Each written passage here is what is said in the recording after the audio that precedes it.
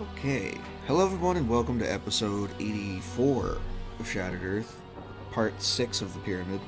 It's been a long several months of just this pyramid, huh? Last time, y'all fought an undead thing, and one of y'all died, but you ended up killing it in the end. And that's pretty much it. So at the end of that last session, as funeral rites and prayers were being said over David's dead body, Valerian, you got a message. Again. Yeah, again, right. Valerian, you got a message from your mysterious benefactor. It said, "We're very proud of you, Valerian, for having overcome this creature, for having survived so long to face death with such certainty in your heart." I have no idea if this voice could hear me, so I'm just gonna say I really hope you're not saying you're not hoping me to say thanks, Dad. You hear a pair of footsteps behind you, and you turn around and you see the dark cloaked individual, the sunken eyes, the sheepdog that you saw last time sitting calmly next to him on his left side. And you look around to your friends, and they don't seem to see him, or at least they're not reacting to his presence.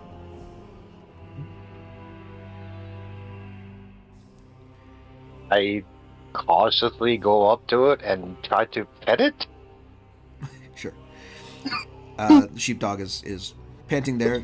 You, for all intents and purposes, for the rest of you who are over David's body, Valerian looks like he's petting thin air at the moment. Like he's temporarily gone insane.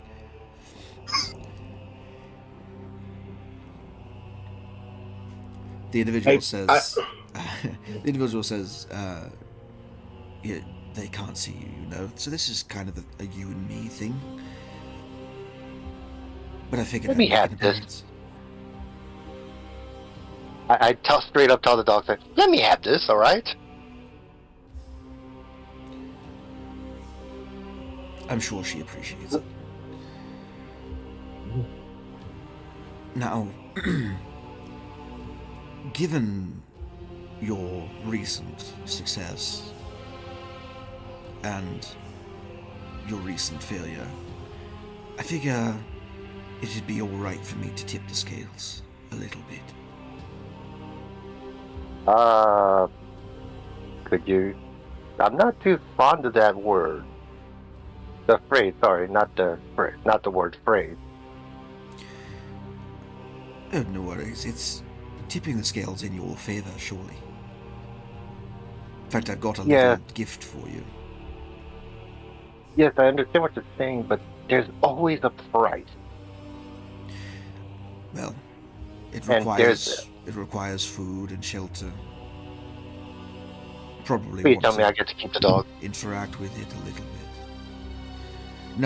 No such thing. Aw. You do get to keep this, however. And he shifts aside the cloak and holds his hand out, and you see underneath the cloak's billowing edges, you see stepping out. Well, what do they see?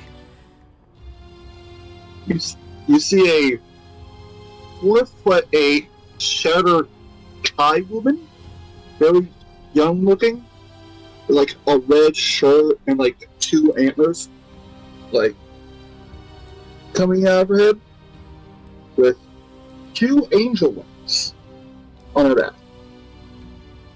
Dude, thanks, but I'm not really into that kind of thing. Relax. She's here to guide you on your journey. You both have a vested interest in collecting things, one of which lies within this very pyramid.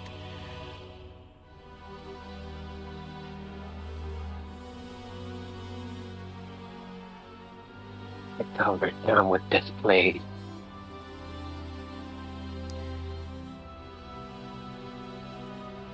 He says, now, I know it's a little bit soon, but it'll have to do, and do take care of her. This doesn't feel like a gift. Well, give it time, let's say. And I believe that I've overstayed my welcome, and I have a bit of collecting to do myself. You watch as the cloaked figure begins to stride across the room. As he's going away, it's like, wait, what do you want me to do with this person? It's like, I can't tell them to just appear in a thin... Oh, crap, he's gone. You hear Valerian say this, the rest of you, and you look up and you see that standing kind of behind him at this point is this short little elven girl with angel wings on her back that just seemingly materialized out of nowhere, out of shadow. Hi. So we got a new house guest. I whisper over to Chance. These death clerics have some really weird funeral customs, but let's respect him, okay? Let's respect Against my will. This is. As you two are distracted by the sudden arrival of this individual, Valerian, you watch as the cloaked individual kneels next to David's body, wraps it in the cloak briefly, and then when he stands up, it is gone.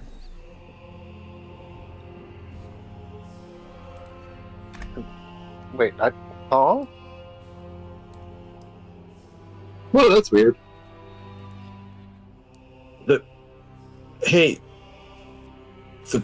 the pyramid just ate David's body. Okay. Oh, okay, so I wasn't the only one that saw that. Good. The rest of you looked up for a brief second, looked down, and he was just missing. Oh, shit. Okay. So this is something we do now, apparently. Well, at least I don't see an extra mummy around here at the moment or anything, so that's something. The cloaked man begins to walk back over to you, Valerian, and says, "And now I'll take my leave. You have a companion and a protector. Someone who will be with you to replace the loss that you've suffered, at the very least. Now all you have to do is step into the light." And with that, he takes a step backward and falls into the pit, into the pillar of light, and is swallowed up by the emanation that you see before you, and is gone. Okay, we need to finish up this pyramid because I'm starting to see and hallucinate now. And I say that out loud.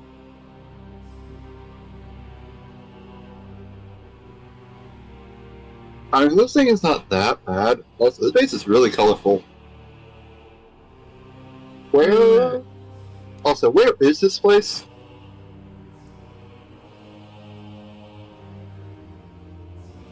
Well, someone else fill them in. Okay, I'll. We're inside of a pyramid. Yeah. Yep. Oh. And I guess I would wave to her and say, have you ever heard of the Tabaxi folk, cat people? No. Okay, well, this is a pyramid in, as far as I know, their main city. So, yeah, we're kind of trying to, I guess, right a great wrong. There's currently an illness that is plaguing the city, and it's having some very bad consequences. We're trying to fix this, and it just cost us a friend who has, I glance over to the side, now vanished. Oh.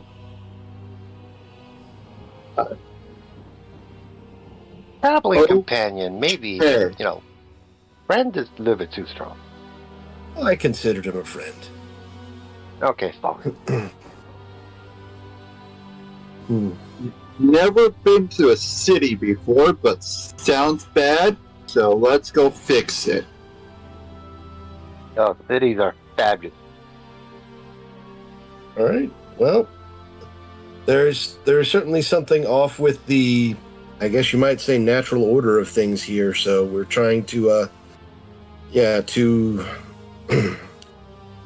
help cure the great sickness here, and it seems to be not entirely natural in origin. So we're trying to get to the bottom of it and hopefully save this city before there's nothing left to save. And Okay. hopefully in the progress, nobody else dies. Got it. Yep. So Also, and I'm gonna wave her over just kind of down to my level because I'm shorter than everyone. I'm gonna whisper at her. Also, look out for monsters inside other monsters. Just trust me, it's really bad. looked at you confused a bit. I was like, is this some like stitched together undead thing? I think so, yes. Just remember, there may be monsters with other monsters in them. Okay. Got it. Yeah, that's bad. Oh, and do try not to die. I will try my best. It's like an Anisian nesting doll in here sometimes. Hmm? Monster within a monster within a monster. Monsterception. It's playing Pac-Man, but in reverse. Alright. So, with the arrival of this strange and ethereal new stranger, and with the many questions you have to ask, I believe you guys were going to take a long rest at the end of this, which is why everyone's hit points have been reset. So you've got 8 hours of sitting around and resting. Is there anything anyone wants to do in those 8 hours? Anyone want to play 20 questions? Anybody want to do any kind of spell casting or rituals or anything? Go for it now. I like trying. I'm assuming we're keeping watch still. I mean, we are still inside of a pyramid, right? Yeah, You're still inside the pyramid. yeah, I would say before we start the long rest, I'm probably gonna do, I know I've done it before, just do tiny hut, just have everyone gathering close and be like, there's no guarantee we're safe to rest here, so this should at least give us a little bit of protection if anything should wander along and decide, it might be looking for a meal or something. Although it seems like most of the things we've run into here don't conventionally eat, so that's at least something. Still, some of them are not friendly. In fact, I would say most of them are not friendly. Lot of mummies. I Other mean, things too. there is that thing that took a chunk out of, our late party member. Yeah, but most things in here don't do that so much so far, but who knows? Full of surprises. So anyway, yeah, I'm gonna just cast a tiny hut roughly over here and be in the middle of it, and if anybody else wants to be near it, great. If they don't, fine. Not a big deal. So I'm gonna be near him at the initial cast, so I could go in and out briefly. Yep. Yeah, but I have to stay stuck here, so. So the new version of Tiny Hut says that everyone had got to gather around when he cast the spell, or else they're not allowed Whoa. in. Yeah. Wait, what do you mean? Hold The up, are we 2024 switching over? version. Oh I- God! Oh, Please well- tell me we're not switching over to that. No. So what I was going to say after you guys are done talking is, I have all the 2024 versions of the spells in the compendium. I'm not going to make you switch over if you don't want to switch over. You can pick and choose which spells you want to update. So it's up to you. I'm going to leave that up to you. If you want updated spells, you go ahead and add them to your character sheets through the compendium. Which would make a good idea for those of you who know cure wounds and healing word stuff. Yeah. Sure, what's that? Yeah, exactly. No, not familiar with that one. So. Certain spells got buffs, certain spells did not. If I go through and find a spell that must be updated, then I'll let you know. But as far as right now goes, I'm not going to force any changes. Tiny Hut definitely got nerfed to shit, so. I'll be frank, unless you tell me otherwise, I'm not touching anything from the 2024 ham. Amen. Same. Flashbacks. Going back We to what hate I and was fear change. Hate and fear change. going back to what I was trying to say. When we take the long rest, we take turns. I'm going to volunteer to try to have a watch with Chance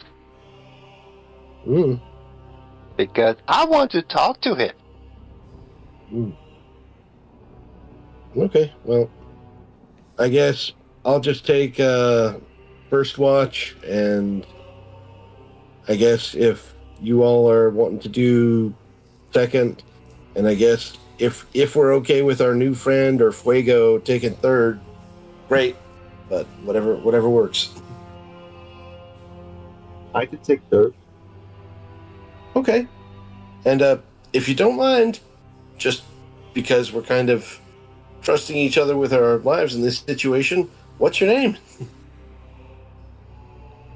Sura. Sura. Interesting name. Thank you. Oh, I'm Lemuel, but sometimes people just call me Lemmy, Limestone, really whatever. It's all good. So, Okay. let's just say I have a bit of an affinity for earthy things, and I kind of pat the ground.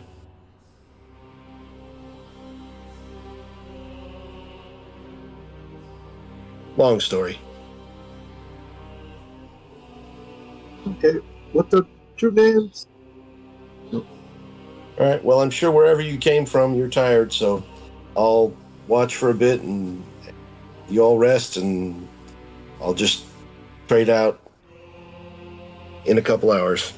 So you are very much rested. You do not need to sleep. Plus, you're also an elf, so you can go into trance if you want to, but there's no need for it for you. She's just gonna vibe in this hut. Okay. Well, I guess if she's gonna stay up while I'm on watch, I probably would have a few questions, kind of, Well, Sura, where are you? Where do you hail from? I mean, you said you've never really been in a city. Just let me know when it's me and Chance's turn for a watch so we could talk. Understood. Get some rest. We've all been through a lot. Oh no, I was telling that to VG. Yeah. I wasn't saying that in person. I'm letting 20 questions happen right now because. Rightio. Yep. Yeah, understood. So, so I'm definitely gonna ask. So, do you come from a forest or something like that? I'm sorry, I'm not. I come from the Shadowfell. Oh. Would I have heard of that in my studies? I don't know if I would have. Check. Yeah. I would say because of your particular backstory, you can have advantage. Yeah, that would make sense. It's dimensional. Okay.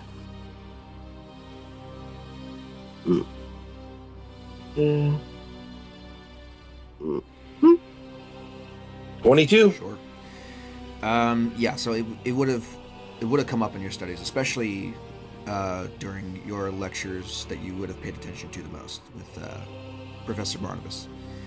The Shadowfell being the dark mirror to the material plane that housed the previous god of death. It was her realm, the Raven Queen.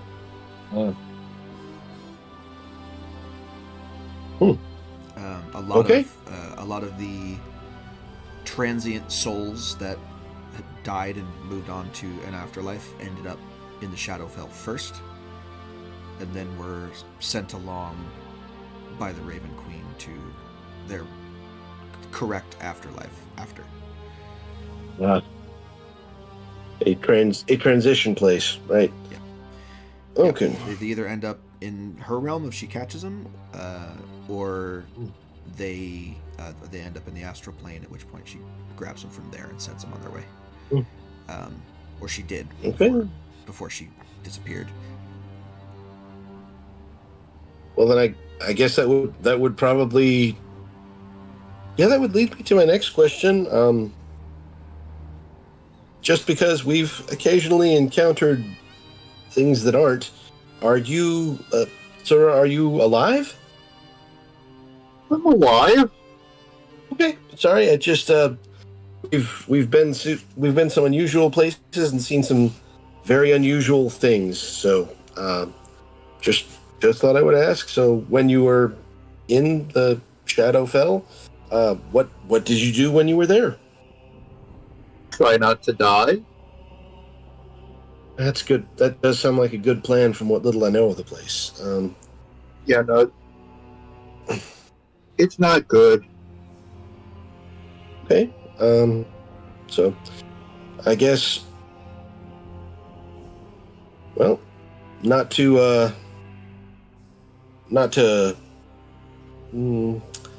sound too self-centered or anything, but well, here I do a very brief bit of prestidigitation and kind of pull out one of my thieves' tools, flip around one of the picks a little bit, and say, I do a little bit of magic, and I'm pretty good at getting into things that generally are locked or otherwise difficult to get into.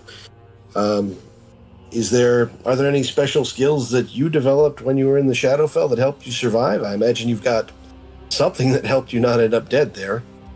I hit things really hard. Sting? Like, Sting. Oh, you can hit really hard. Yes. You can hit things really hard. Oh, sorry. I thought you said sing for a second. But hit things. Oh, okay. Like, so it was more of a fighting person then, sort of. Okay. Yes. Well, that's, believe it or not, that's actually something that our group is in short supply on. I mean, and I kind of point my thumb over at Fuego as he, I guess just kind of sits there. Other than the large fiery thing there, which is actually bonded to the tiefling there, Chance, I point over. We don't have a lot in the way of what you might call sturdy individuals built for a fight. That might have been a bit of an oversight, but we've mostly made it so far. Well, mostly. And I just kind of look over at where David's body used to be. But anyone who brings a little bit of muscle is going to be of great help to us. And that's the truth right there. Let's see. Trying to think of other things I would mainly want to ask. I have a question. Yes, please. Fire away. Is this world better than the Shadowfell? Like, is it not everything not actually trying to kill you? Yeah. Yes, I would say, based on what I know of the Shadowfell and I would say there are certainly dangerous places. As with any place, some places are more dangerous than others. But I would say, on the whole, well, maybe bad choice of words. I will say this world is, it has its problems, but it is in many areas much, I would venture to say, much safer than the Shadowfell. Yes. However, there are concerns. I think the most important thing you should know about this world, I don't know how closely the Shadowfell necessarily mirrors it, but the world that we're on, and I will just be as brief about this as I can, it's damaged, I guess you might say. Not all of it is here anymore. It was almost destroyed many years ago, and let's just say there was the intervention of numerous gods. They sacrificed themselves to preserve part of it, but much was lost. However, we are on one of the pieces that remain, and I think that's something important to know. So if there's one caution I would give you, is if you happen to be close to one of the edges of one of the land masses in this area, do not fall off. That's very important. You know, there's two very good reasons why she might not care about that. Looks at her wings. Well, you do. Okay. Now, granted, now, granted, those who have ability to, and I even point at my boots, wiggle them around a little bit. I may be standing on these right now, but these do. Well, years ago, I was actually on one of the ships that go over the void from time to time. That's a long story, but suffice it to say, in situations like that, it's really good to be able to fly when you really have to. So that will certainly be of a great help to you. But yeah, still the very core down there is something that probably shouldn't be touched. At the center of everything, way down, that's raw magic, divine essence, powerful stuff. Is not even beginning to describe it. So it's pretty. What's a ship? That's a great question. Okay. You're gonna be doing this all night, by the way. Yeah, that's a tough one to explain. I guess there wouldn't be anything like that in the Shadowfell. You wouldn't have any kind of conveyances to get you from one place to another. Do you have anything like wagons, or trying to think of something that would even compare to it? Really, there are vehicles, much like any okay plane of existence. It's a mirrored plane of existence. So it's okay, like, there's still stuff if that quote unquote lives there. It's still a realm of shadows and death, but there's if you've ever, you know, if it's a dark mirror, then there's probably some kind of weird contraption that is used to get across the void in their world. Okay, well in that case, it's a reflection then of the material, and if that would make, she's from the same place as you are, just dark. That would make sense. So in some ways, if it's a mirror image, then you're probably familiar with vast areas of nothing. So those exist here too. But I would say the areas where there is land are probably mostly in most places less dangerous than the land areas in the Shadowfell. So yeah, I would. I'll say this as well as part of your Arcana roll, and this is something that I've tried to enforce to some degree, but it doesn't always work. The ability to move from plane to plane in and around this planet, in and around Rhea, is made more difficult because of the Arcanite storm that's constantly above your head. It's like an arcane static that covers the planet and makes conjuration more difficult to perform in general. Or at least it did. There is now a break in the clouds where if that's overhead, that's not as much of an issue. but it provides an insulation essentially from extraplanar stuff, so that doesn't happen as often. It can still happen, obviously. Chances here with his Eidolon from another plane, but that's like, But it takes a lot of skill and expertise to make that happen, just generally speaking. right, You have to you have to account for static now in all your calculations for summoning. It's rare and requires a lot of extra work to make the desired result happen. Yeah, So.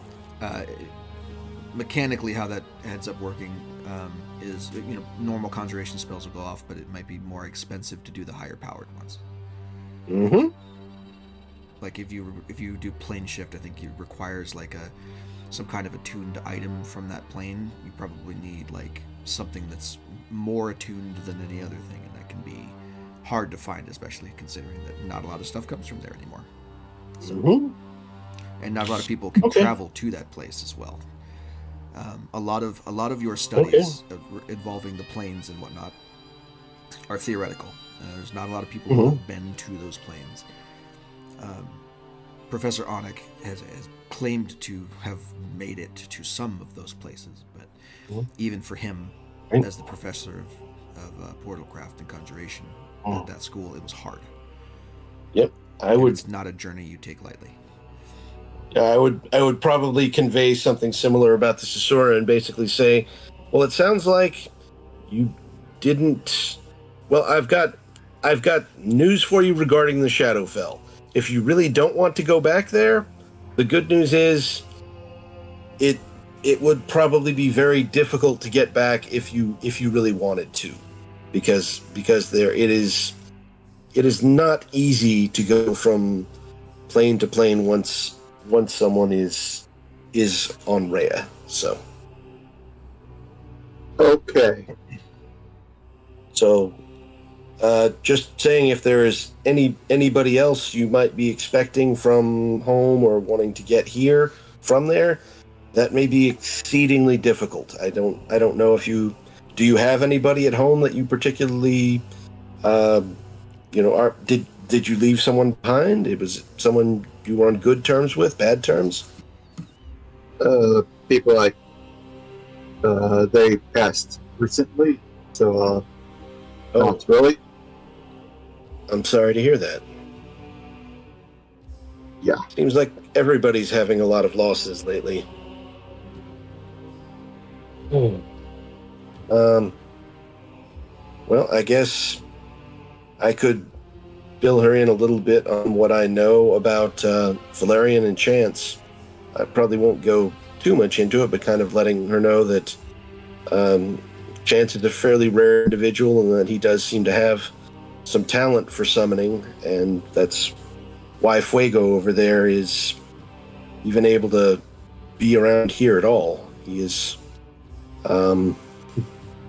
something very unusual. So, and as for Valerian, well, to be honest, I think you may want to catch up with him at some point, because it's, well, as far as I know, he certainly has a bit of affinity for all things kind of relating to death and graves. He has certainly been much of an asset around here. He's this place, by the way, is a place of the dead. So just feel you really need to know that we have certainly run into many sets of remains at rest here, and occasionally things that should be at rest but aren't, and that is, I think, connected to the great sickness that we are trying to remedy. So, and I guess I would probably, I'd fill Sura in on what we've found so far regarding Qaraako and Rian Kodesh, and just sort of, say that this is kind of a lot of it comes down to a disagreement between two gods. So, and they are gods of this kind of area, but they are certainly very much in opposition, I think might be a good way to put it, as near as we can tell. But we're trying to... So as you're filling her in on that, let's go over to Valerian and Chance with their side. Yep. Yep. So you're into history and stuff, right? Yes. What do you want? Just curious. Does your area of study include gods? Yes. Given the role religion plays in history over the course of time, because seems like no matter what, the gods like to use us as playthings. Yes. That and your particular class when it comes to dealing with extraplanar creatures and beings. I would say you're very much familiar with celestial beings. Well, what's your question? Get to the point. I may or may not have drawn attention of some. I'm not sure if it's a god, but something outwardly, at least, just a little bit freaky, even for me. Let me take a guess. Is that same thing the reason why David's body disappeared? Oh, that's the pyramid. That has nothing to do with him. And then I tell Chance about the vision I had, and in my quote-unquote dream, and I also show him, it's like, okay, so there's this guy in my dream, and he's telling me that they're keeping an eye on me for some reason, and they're watching me. And, I thought it was all a dream. Then my holy symbol sort of changed. And I show him the new holy symbol. It didn't used to look like this. It used to be more slick, made of platinum, so it's still... Is it a holy symbol I recognize, or is it something new? This is, yes, so you've been traveling with this updated thing for several months now, right? At least a month and a half. So every time Valerian's casted a spell since you, I think it's since you left the island last. Since you left the Isle of Eternity, Valerian has had this new holy symbol on him that seems different, somehow changed in some way from his previous one. My question is, like, does it look any familiar to anything like pre-breaking that I would maybe know of? I guess it's like an old, or is this new? The question is, do I remember what I said it turned into? It turned into a coin, if I remember correctly. One side coin. Yeah, one side had the dog on it, and the other side had something else on it. Raven. Raven, correct. So, if he's showing it to you and you're taking a closer look at it now, go ahead and make me either a religion or history check and add your background dice to it. Can I give him guidance? No, this is him recalling information in the moment. Yeah, sure, that's fine. With the 22, it does so that the particular symbology of a sheepdog is not something that you pick up on from any kind of historical standpoint. The raven is the thing that you would pick up on the most. The raven obviously being a symbol of the former god of death, the one that no longer exists. It's a symbology that exists in places of death from before the breaking, but it's not as such symbology that has been used very often since, if at all. Once Fordriel kind of took over the domain of death, the symbol became his symbol. Oh, one more thing. Our new party member? Yeah, that guy that's been watching me he brought her. All right. By the way, correct me if I'm wrong. Like above game, the thing did abscond with David's body, right? That was like so like that. The that pyramid was didn't eat him. It was the individual. Alright, so I'm just gonna...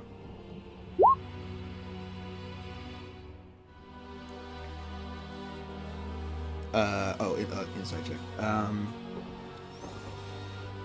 With a Feel 16. free, it's a 15, not 16, ignore that one. Yeah. But feel free to roll a deception if you want to. No, I swear to God, I thought I was telling the truth here, so No, I'm not gonna roll nothing. You watched him move the cloak over David's body, and David disappeared. Everyone else looked up and then looked back, and he was gone. So.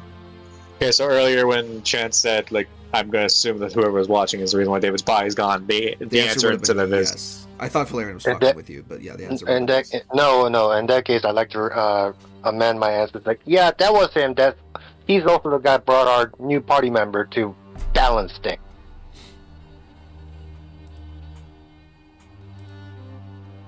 So, my question to you is, should I be worried? Well, I know nothing about the sheepdog, but the Raven Queen symbol, then the symbol of the person who took her place as the god of death. So I don't know what the two are connected unless the sheepdog is meant to represent some new forming deity, which at that point I wonder what the hell they want with you. And more, I'm beginning to not be much a fan of the gods, because it seems they just seem to dance on the palm of their hand. It's probably them mess with cleaning up with the whole keys and shite. Oh, he did say one more thing. He said there's a one thing we're looking for in this pyramid. I almost forgot that. So good. Oh, good. Great. Yeah, So so on we're top not of- done here yet. So on top of having to find out what's causing the plague, which is what we were already here for, this potentially nascent god wants us to get their mail, effectively. No. He specifically said there's one of the things we're looking for is here. We, not him. Oh, okay. So, So there might be a key here. Well, no, we know there's not a key here, because the keys say where the other keys are, so there's a key here, then that means the keys don't work the way they're supposed to, which means any reliability we have with this whole Hold on. thing, it goes out the window. The key pointed here when you looked at it last. Just want to make that No, clear. No, it didn't. It pointed somewhere else. Like, it didn't, like, No. because we talked about this before, and it wasn't here. No, No, was. at the beginning it didn't point at here, but as we got closer, it started to point here. Okay, I it say, on my okay, notes. fair enough. You- I just... You do I recall know. Yes, you do know that the key is somewhere in this city. Okay, This is the most likely place for it because it's the big I'll thing walk in that- the city. But Okay, if I can finish. I'll walk that back and say... I'll walk that back because I was generally misremembered and thought that it wasn't here when we tried to find where the last key was. It was somewhere else, on the continent, not here specifically. So that made the plague thing more of a side quest than it already was. Happy That- accidents? Yeah, like that. No, but like I'm saying, like I misremembered the situation. okay, this is why we ask questions. This is why we clarify. Okay, so we have a key. We have a key here, and the thing with the plague. I don't know if it's just me, but I'm beginning to not. I'm beginning to think the other planes mostly fuck off. Not you, Fuego. You're okay. The elemental planes, at the very least, haven't seemed to. That doesn't. Don't finish that sentence. You're gonna jinx us if you do. You know that. It's okay, Master. I love you unconditionally. Look, I'm just tired. Like, if it's not the bloody fucking hells trying to do their machinations, it's the gods trying to do their own counter machinations that wind up leaving us holding the short end of the stick every time. I'm tired of having to... I can't even bury this friend! I mean, I don't care if a death god came and took the body personally. It's not the point. I'd like to roll a religion check. 4. It just dawned on me after he's saying the shepherd and the thought. He just is this the current god of death, the one that took over the portfolio at least? No. That I was talking to. No, that you don't even need a religion check to know that one. The one that's currently in charge is Fordriel, god of time, and his depictions are mostly of three people: a young man, a middle-aged man, and an old man. Got it. Mostly the old man, but he's also always seen with symbology surrounding clockwork. Like his holy symbol is a 3-toothed cog. There's not any religious significance to the sheepdog as far as you can tell. At least not from his end of the spectrum.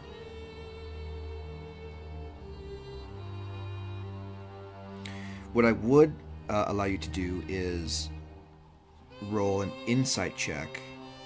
It'd be a high DC, but you can roll an insight check to see whether you think that the individual you keep seeing is a god or not. Roll 20. Why are you lagging up on me now? You're optimized. Well, we're not. No, it ain't. We're not in jump gate yet. I'll probably make that change after for the next session. We'll see how it rolls. Because if Wait, what's the deal with jump gate? It has performance changes that improve the performance of Roll20 in general. Things are generally faster and easier to do. The one change that it did, it also included new character sheets for 5e, but the character sheets for 5e are not finished yet, as far as I'm concerned. They have issues. So we'll stick with the current character sheets at the very least. But the performance changes is what I'm mostly interested in with Jump Gate. So we'll check. You it out. said insight with disadvantage. Insight with a high DC. I'm assuming I can't guidance this, right? This one you can, because you're thinking about it, so you can like go introspective here and try and guide yourself. Yeah, no. Wah, wah. You have no clue who this guy is.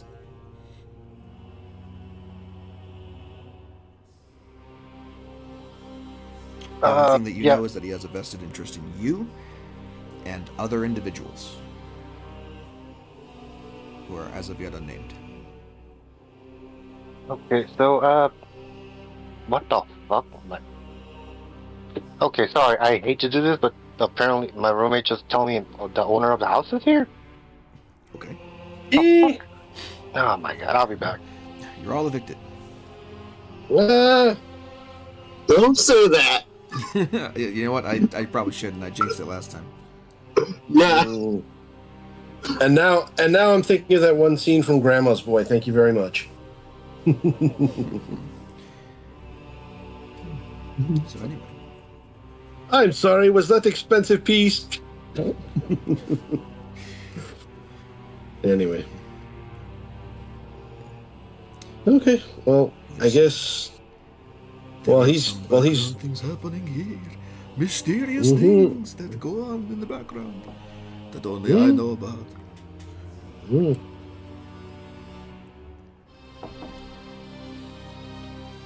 know why I used my vampire voice. I think maybe because I'm playing the Barovian Castle soundtrack in the background here. Yeah, that makes sense.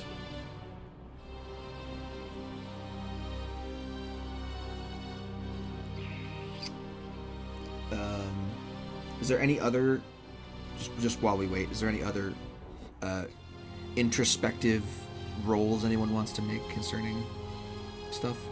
I mean, Chance is currently having is potentially having a bit of an iconoclast moment where he's just like, but I kind of can't really continue what I was saying there without Phil. Well, That's fair. That's sort of fair.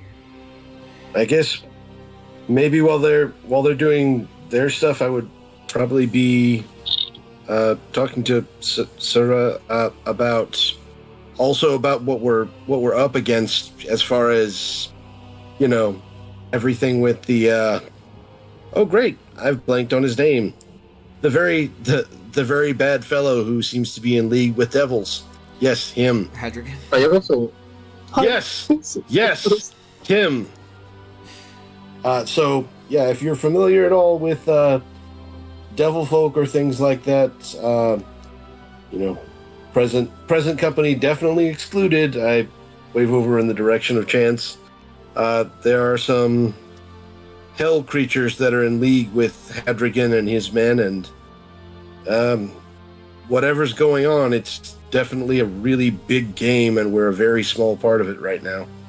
So, someone's trying to do something on much more than the everyday level, I think it would be safe to say. So, Why are we playing a game?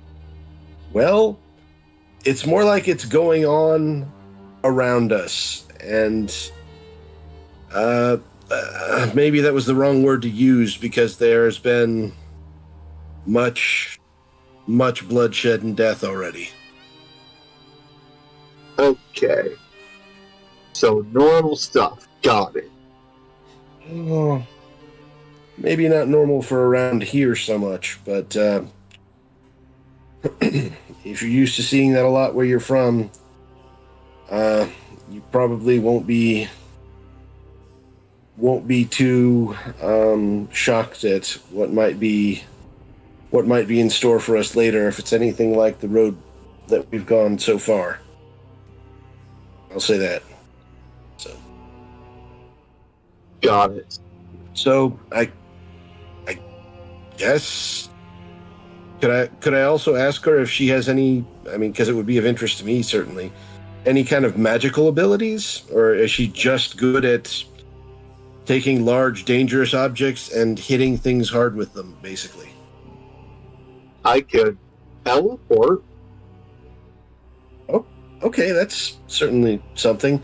Is it? I'm just curious. Is that somehow related to the wings or the antlers, or is it something else? He takes off the antlers, puts them back on. No. That doesn't answer the question. Is that a Tips, yes? Antlers, milady. So what, the antlers are like a headdress? Yes. Oh, okay. I thought they were attached. Good to know.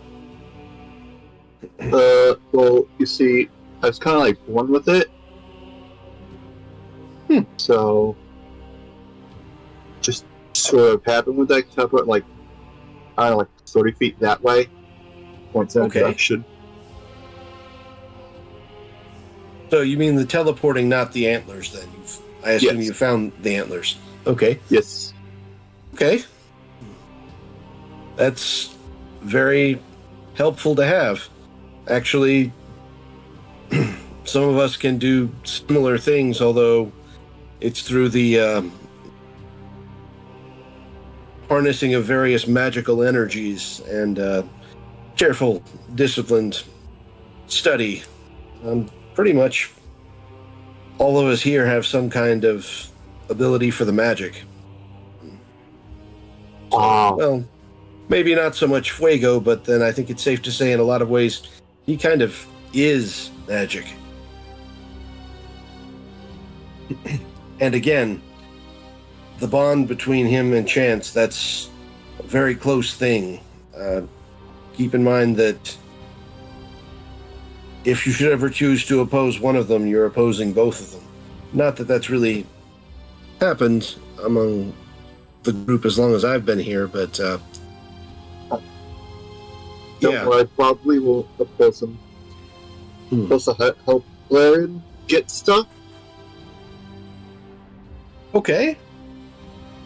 Oh, But- he does seem to like getting things, and a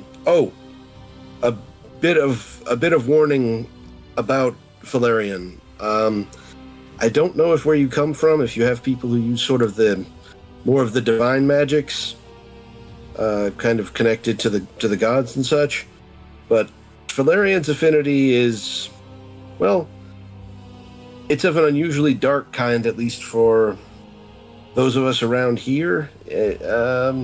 I think that's pretty safe to say.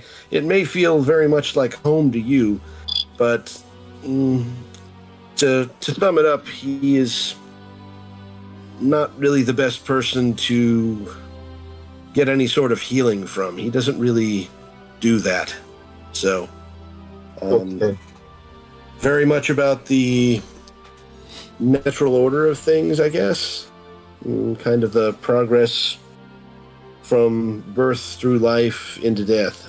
So he tries not to interfere with that, and more than a few times I've seen him help it along.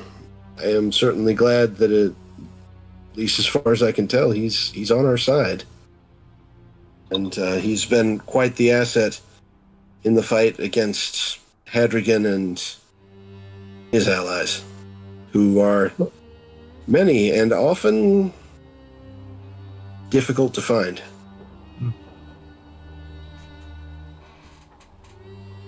Okay. Don't ask him to bandage up wounds. Got it.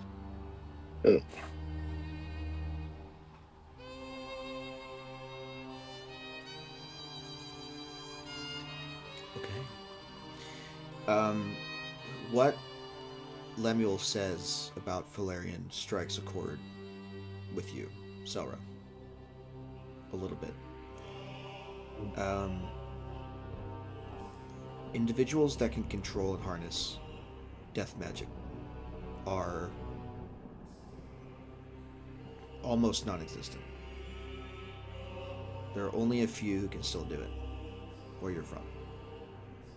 Considering that your god is dead. Is, in all essence, dead. Okay, I'm back. Sorry about that. Good. Great time. Continue, please, your conversation with Chance. Oh, yeah, my question to Chance is, okay, so question is, do I need to worry about this person, and what the hell is he?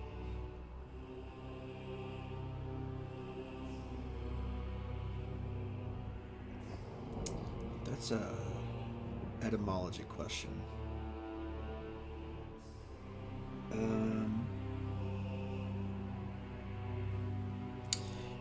I would say if Chance wants to make a an Arcana or Nature check,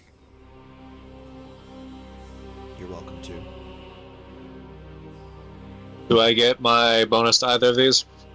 No. This is not related to antiquities. This is related to Shadar-kai. To be fair, my thing isn't just history; it's just anything I'm researching. No, you're not researching here. You're recalling information off the top of your head. Oh yeah. So, yes. So Shadar-kai are elves that live in the Shadowfell. Is the easiest way to put it. Historically, the Shadar-kai are servants of the god of death, former god of death. You don't really know what's happened to them after the breaking happened. But any text related to the Shadowfell would mention them as their group. They're a group of acolytes, essentially, is how their race works. Dark mirrors to elves in the material plane. The opposite of Eladrin, essentially. That being said, you've never heard of a Shadar-kai with wings. That part is a little vexing.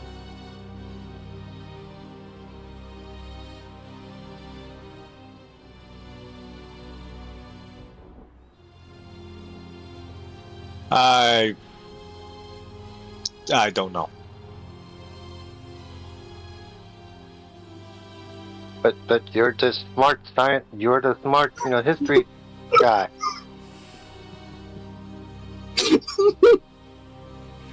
You're asking me to know how Shadar-kai works, which is an extraplanar creature, with extraplanar just generally, where even before the breaking, generally didn't have too much of a hand on things here.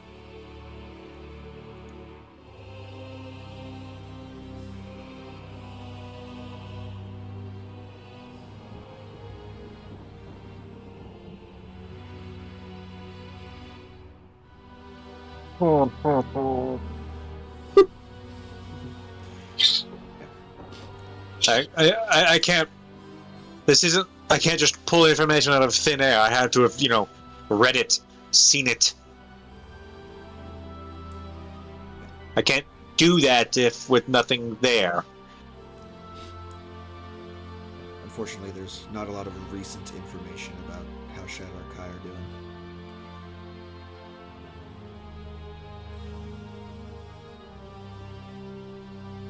This is our turn on the night watch. Wait, Shadokai is still awake, right? Yep, they're vibing. This is while she's talking to Valerian. Wait, what? Or, sorry, talking to Lemuel. My bad. I'm sorry. My bad. Oh, okay. So this is like after he set up the dome and he's just kind of sitting in there, like settling down. This is like the beginning of your watch. That's how this is going.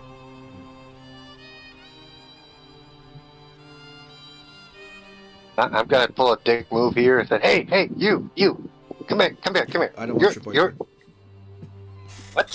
You never heard that song? Look it up later. God. I think it's an Avril Lavigne song. Anyway. Yeah, so I wave the new party members like you're one of them, right? One of what? The elf people.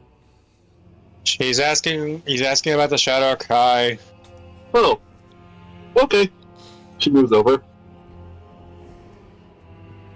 So what's the deal? Like what's this guy with the wing? What's he about? I don't know. He approached me like a couple hours ago asking. Boom, can't remember right now. Why is my mind blanking? So he's not normally seen around you guys. First time I've seen him.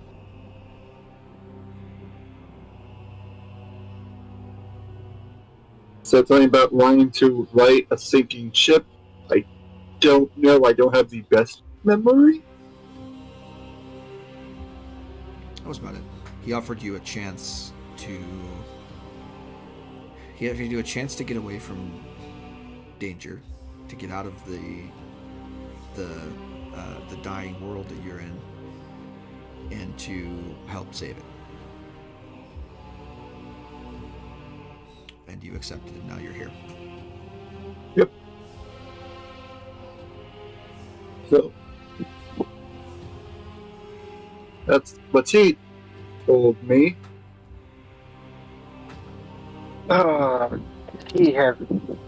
It has a very vague definition of help. I can be helpful. Not you, the person that brought you here. Oh.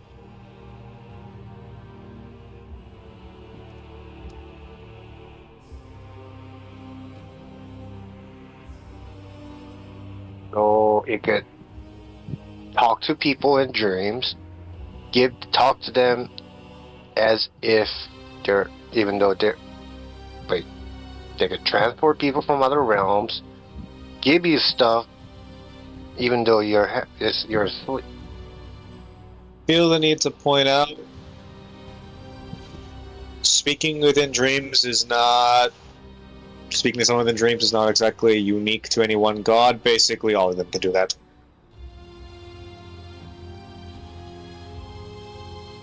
Believe it or not, I didn't do well in theology class. Says the literal cleric. And so I said, believe it or not, I didn't do well in the theology class. That's one of the reasons why I don't have a god that I worship.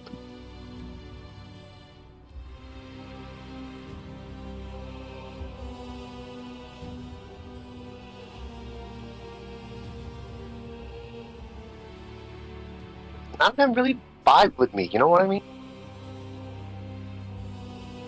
Officially, that's vibing with you died. What? No, that's dead. God is dead and you killed her. Well, the Raven Queen is dead, aka well, the Raven Queen. She is dead, but someone took her place and is currently handling her domain.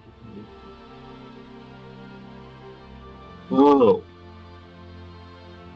Well, they're doing a bad job seeing how bad Shadowfell is. But that's mainly because that god's domain doesn't extend to the Shadowfell. They're kind of just, I think they're kind of just leaving the other planes to themselves, which unsurprising. Ah. It's Okay. so what you're saying is it sort of got pushed onto him, so he's like saying, I don't care? Give a fuck.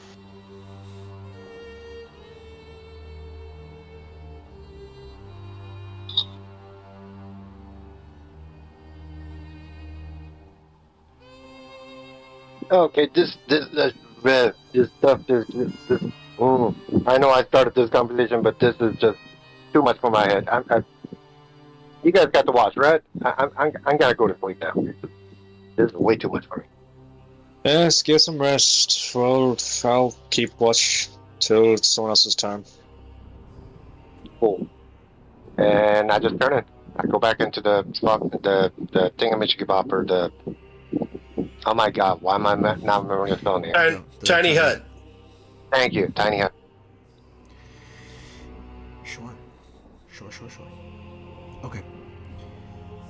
Is there anything else anyone wants to do before the end of your long rest? At some point, I would probably ask Selra what's going on with the wings. Would I have ever seen wings like that before? I don't know if they would remind me of any kind of winged creature I've ever seen. I mean, think back 8 hours ago when Xenivore was still here. Hey, wait a minute. I think I did used to know someone with wings like that. Or yeah. It's almost like I traveled with them for several months in a row. Who was that? However, they're not important. Oh no!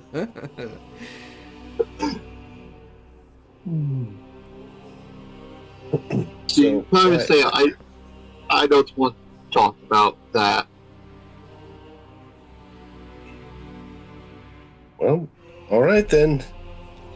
Just letting you know, as much as we've gone against infernal creatures, they especially don't seem to like anything with more of a celestial tendency. Just think you should really know that, in case you hadn't heard anything about such things. Okay, so hit them harder. Got it. That seems to work well.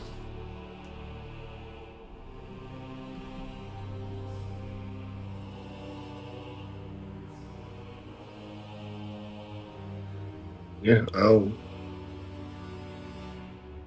just keep on resting while somebody else is, Sure. Okay. watching. So I can't think of any other questions. So If no one else has anything, then we'll skip ahead to the end of the long rest. anybody? Going once. Going twice. Fantastic.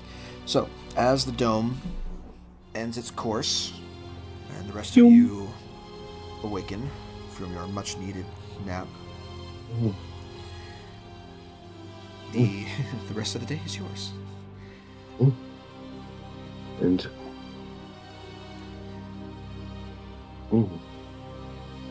and at the I guess the end of the rest, or whatever you want to call it, I cast mage armor on myself, because that was that was silly to not have on, because I've been walking around all this time in studded leather, and that's good, but mage armor is actually slightly better, and I have completely spaced on that. So Yeah, that's what I'm going with for right now. And so I've used up the spell slot to do that. Boom. Sure. Okay. Anyone else?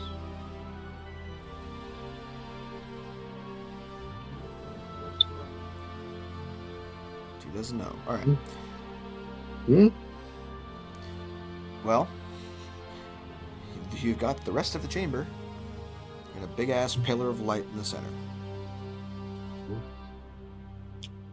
Well,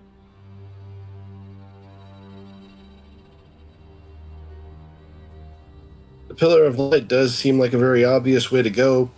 Does anybody particularly want to explore what's going on in other parts of this chamber, or do we just want to go there and see what happens?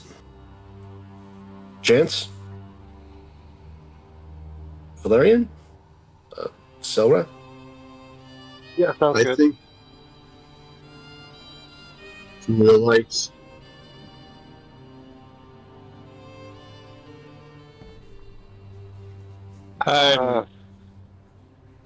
Let's just get this. Let's just finish what we're doing here. Okay. Remember that pit? If Valerian, please tell me about but just we go into the pit. We have 2 flyers. Why would I go into the pit? We could have just asked them to go down there and check it out. Maybe it's down there.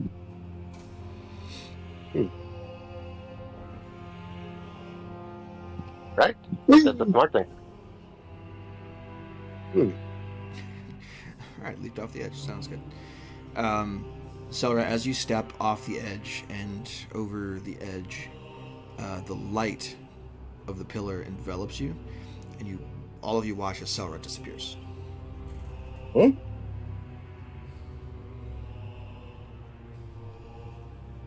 Wait, what? As soon as she enters the area of the pillar of light, she disappears. Can you hear, Can I hear them? Nope. What fuckery is this, VG? We'll get there. It's a...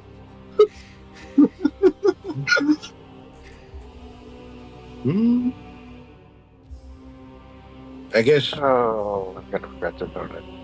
I saw her fly into it, right? So,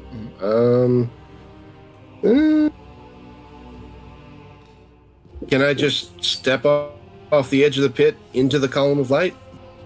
You sure can. Because all right. I'm going to do that and see what happens. I am trying not to use the flight unless I absolutely have to. So, all right. As soon as you blink out of existence and disappear. Somewhere. And Right. that's how VG entered the session campaign.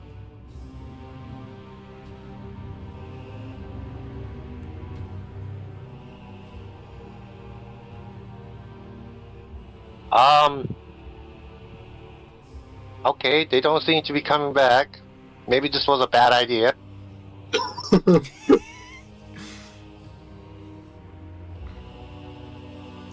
mean, I did it on Arcana. I'm just waiting on VG to tell me what that does. Oh, sorry. I didn't say. It was the same exact thing as your last roll, so I thought it was that.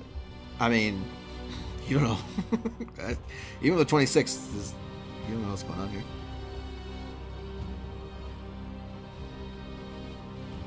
And maybe you could talk to your summon through mind. Right? It's a persistent column of magical light. There's not really an area of expertise for this.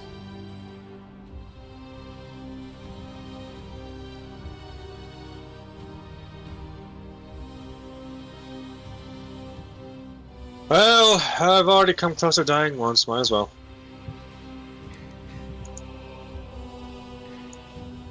I swear to God, VG, if this is how you end the campaign, I'm going to be very pissed. Yeah, you're all dead. Clearly, that's what's going to happen. Yep. All right. In a similar vein, Chance and Fuego step out onto the light, disappear, with Valerian following close behind. I follow.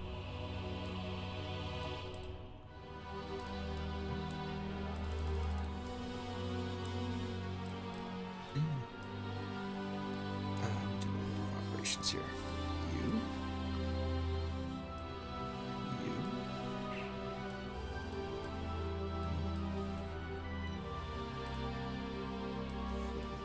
Ooh, still large. Default token size is large. Okay. Go here. Oh! Cool. Okay. You all appear in a flash of light at the foot of a large obsidian statue of a tabaxi sitting on a throne. The back walls of this room are vaulted upwards at a steep angle, culminating at the translucent tip of the pyramid. Light refracts through the crystal cap of the sepulcher, illuminating a massive pile of glittering coins, gems, and other objects made of precious metals, all gathered on a stone platform at the center of the room. At the very top, at the central dais, illuminated by a bright beam of light, is a solitary stone sarcophagus. Okay, I feel the need to say that. I probably shouldn't have to say this, but I'm going to say it anyway. Do not touch the gold, or the jewels, or the silver, or the platinum, or anything valuable. What? As Chance was saying that, I was just about to try to touch it, to like, kind of scoot back. Reaching forward, ooh, shiny. There is practically zero chance in this world that there is not so many traps on that, or curses, or some other bullshit. Let's just look for what we're here for. Wait, hold on. Obsidian statue? Wouldn't, if it was Qaraako, the sun god, wouldn't it be gold or something similarly colored? Obsidian gives more Rian Kodesh, doesn't it?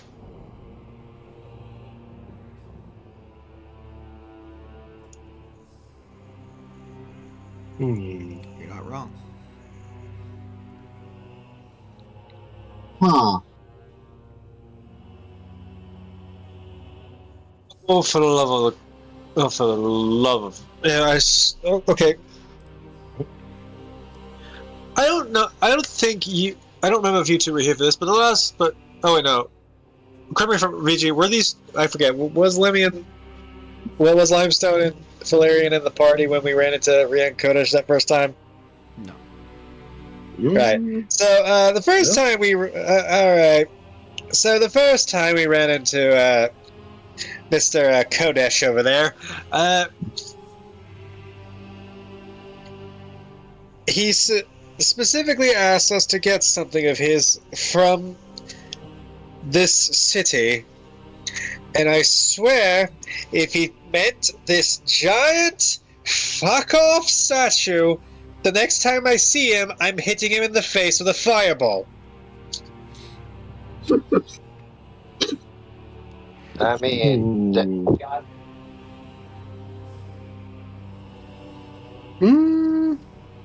isn't that kind of more dangerous than stealing, from the gold pile?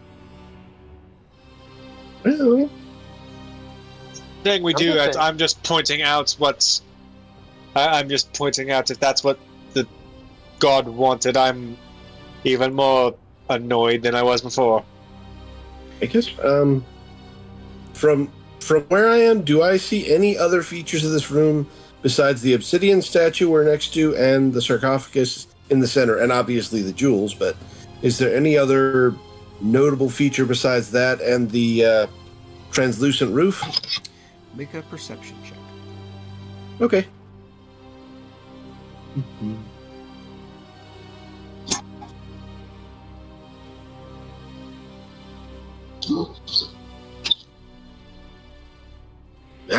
Terrible.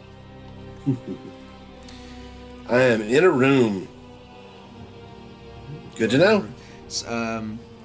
Visually, no. The room is as I described it. The rest of you can make perception checks as well. I mean, I would like to more search in detail for most of the room. Well, give me a cursory perception check first, just as you're taking it all in. Alright, fair enough. Why are we whispering? What's going on here? I don't know. Why am I whispering? You have your whisper. I'm gonna button roll- on. I'm gonna roll 2 perceptions because Fuego is with chance. That's alright? Yeah, sure. If I can use guidance, then ignore the 3. How do I turn it off? Okay, fantastic. So, Valerian and Saura, you both seem to pick up on this before the others do. But instead of seeing something different, you hear a kind of like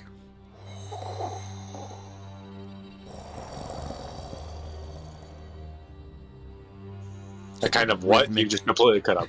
a rhythmic breathing noise from within the chamber. You son of a bitch. There's something in that pile, I think. And something big.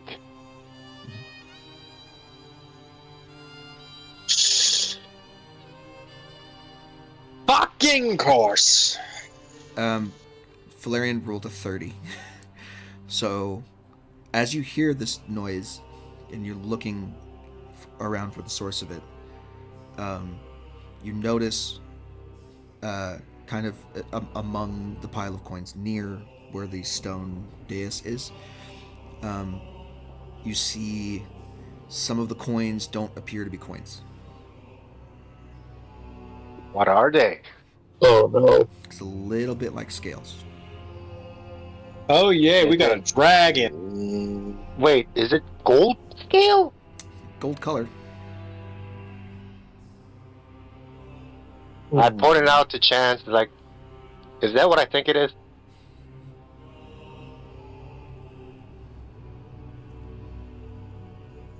Please tell me that's not what I think it is. Would identifying a dragon, would that be arcana because it's a magical creature, or in nature because it's a living thing? You probably Or have be to see the dragon first. Right now, Well, you I mean- only see part of it, so... I mean, just generally speaking, if it's gold color scales, it's probably a gold dragon. But only one way to be sure.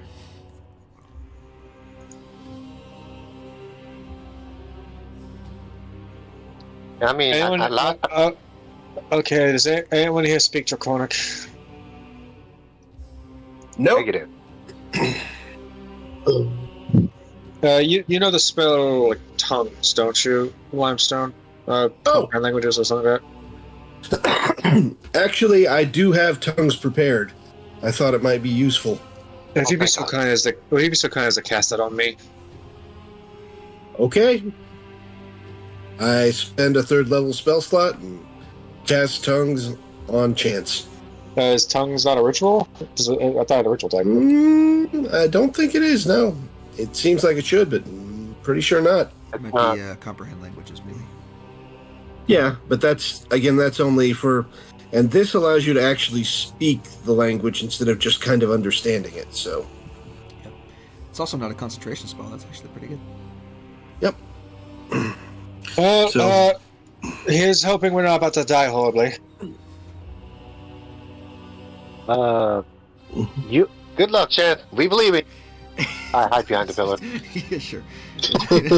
Step in the shadows. Also, part of the reason why I'm doing this is because I think, if I remember right, I'm currently the only one here with a decent charisma score. So Have fun being diplomatic there, buddy. Hide behind the pillar. Quick. Why don't you tell me twice? that goes for you too, unless you want to be in the potential path of dragon fire. I can take it. Okay. Get behind cover. Fine.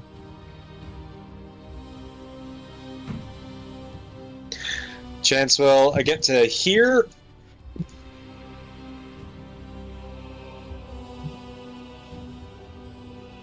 And call out in Draconic. I'm not going to shout because I have neighbors. That's not what he actually says, but I'm not going to be shouting this because I have neighbors. What a strange thing to address a dragon, first off. Guardian of the Tomb.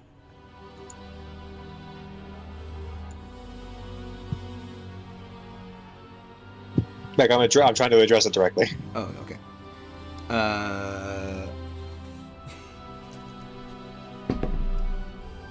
Sure. So you watch as you kind of shout out into the chamber here. You watch the pile of gold and platinum and silver begin to shift and fall away from the form before you. You do indeed see a golden-colored dragon, but physiologically looks very different to what you've seen in illustrations.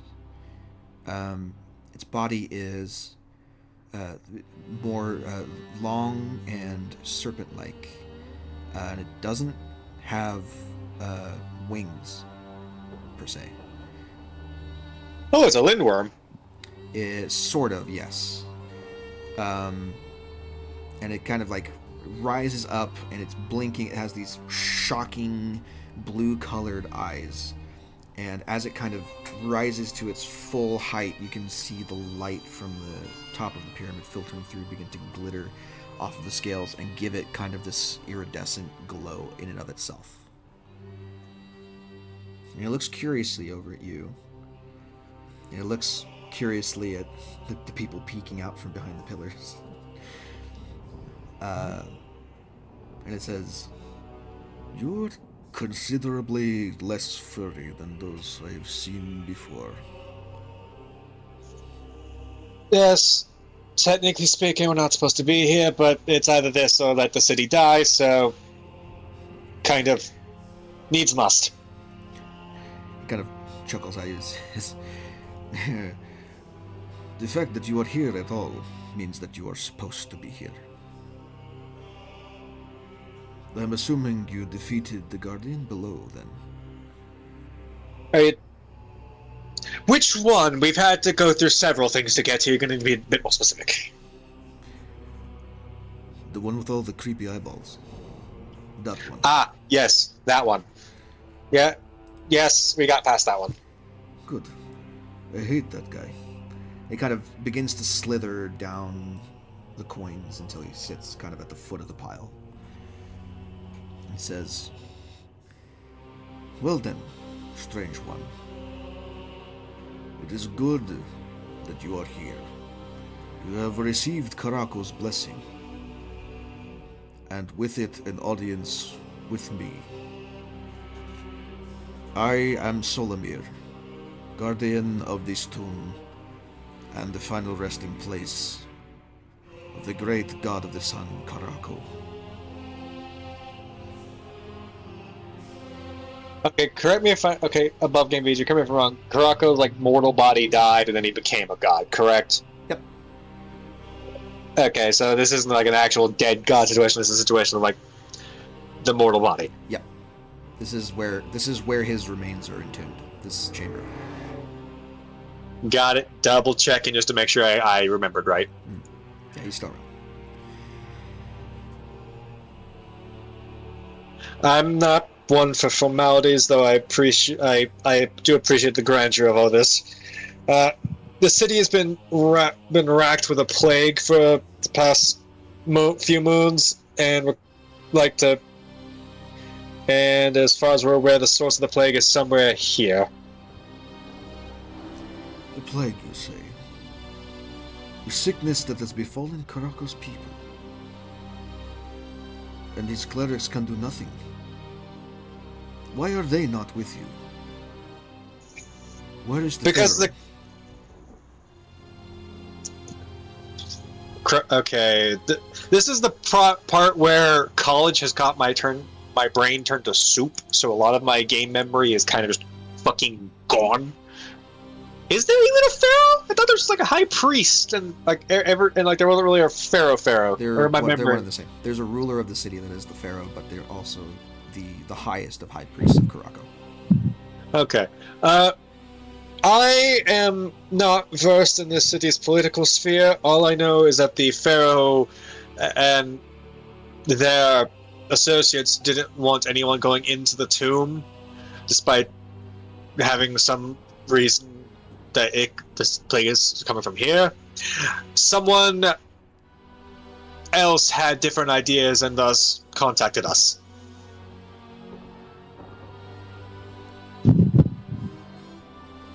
He looks very looks almost like frustrated at this news that they didn't come with you. There's a problem in the city, and yet their arrogance, or perhaps their fear, keeps them from seeking my aid. How long has it been, I wonder, since the clergy lost its way? We shall have to straighten them out. I wouldn't know.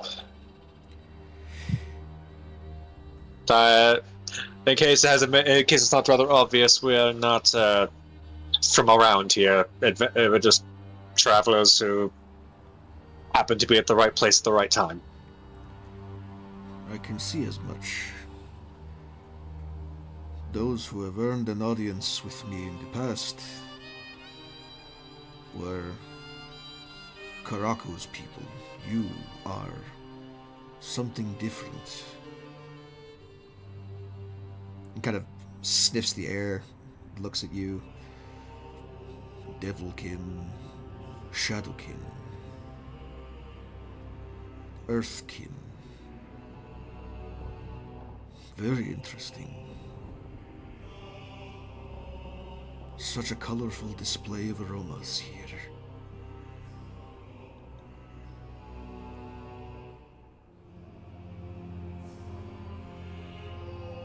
Well, in any case, you have earned an audience with me. What is it that you desire? For starters, the first thing, order of business, we would like to, get the plague sorted out. Right. And seeing as how you've been here, who knows how long? Well, you do, but these look familiar. And Chance will produce the keys that we do have with us. Because am I right? We have I forget if we actually have all of them with us. I know we have at least. I think we have at least one. You have two of them. You have the ruby key, and you have a diamond key. Oh yeah, I forgot. I had a notes document. That would probably be helpful for this. Probably, yeah. As soon as he sees the keys, he says, see, I was wondering where this plague fit into everything. I think I know what you actually seek. Those who came before never knew of the keys. But you seem to be quite the collectors. They assume you are here to try and claim the third.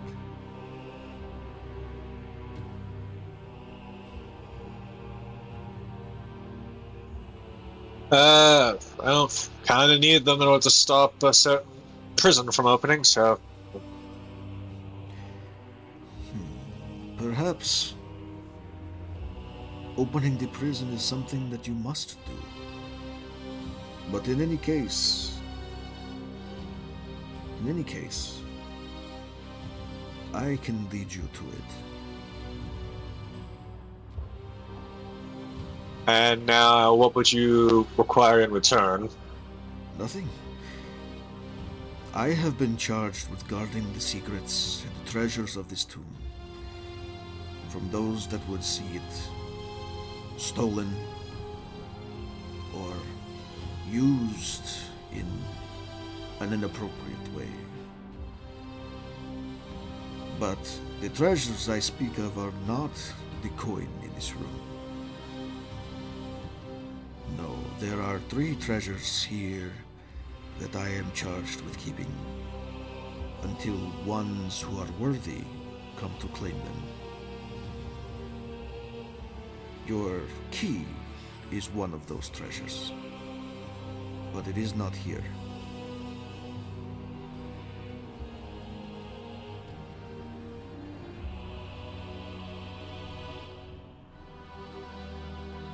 For that we must look below.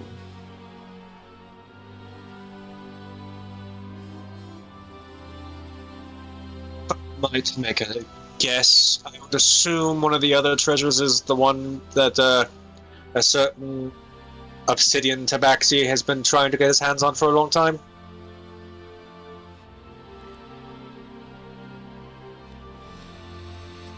He looks at you with like a knowing like eyebrow raise.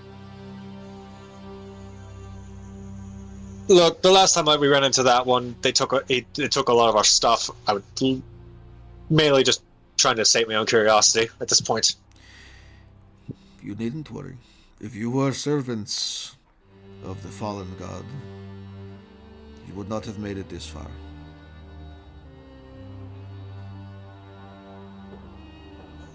Still don't know he took our stuff, though.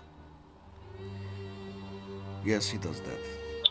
Unfortunately, for many, it is compulsory. Rian Kodesh is cursed in this way, to break the trust of those he seeks the help of.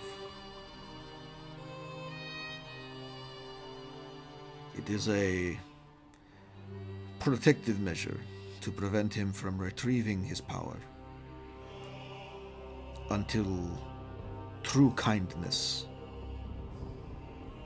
is given unto him and given in return. No, that's reasonable. We tried to be nice to the guy when he showed up. Then, a lot of our stuff was gone. These lot don't know about that before they joined this merry band of... It is a test of forgiveness. Rian Kodesh is, by his very nature, a liar and a thief, and has been branded as such. A liar Those and a that can thief. forgive him his transgressions may eventually redeem him. He's But it is not he's until that day that he will receive his godhood back. a liar and a thief that can't return home. Well, I at least know how one of those feels. It is of his own design. He created the prison in which he roams. Now, it is up to the kindness of others to consider him redeemed.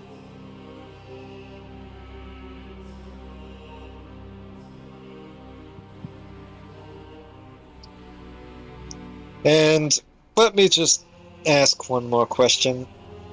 Say we wanted to return his thing to him to break the curse. What would be the requirements of that, so we don't have to cause any issues? Or is this more of a, it has to be the people, it has to be his people in particular, not just a group of random strangers? Rian Kodesh can never hold his power again until it is given freely to him. The amulet is not the source of this power. The amulet is merely the key to the box it's kept in. Or rather the pyramid, I suppose.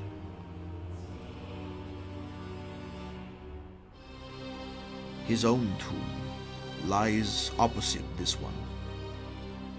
A dark reflection close to his brothers, but unreachable by the fallen god.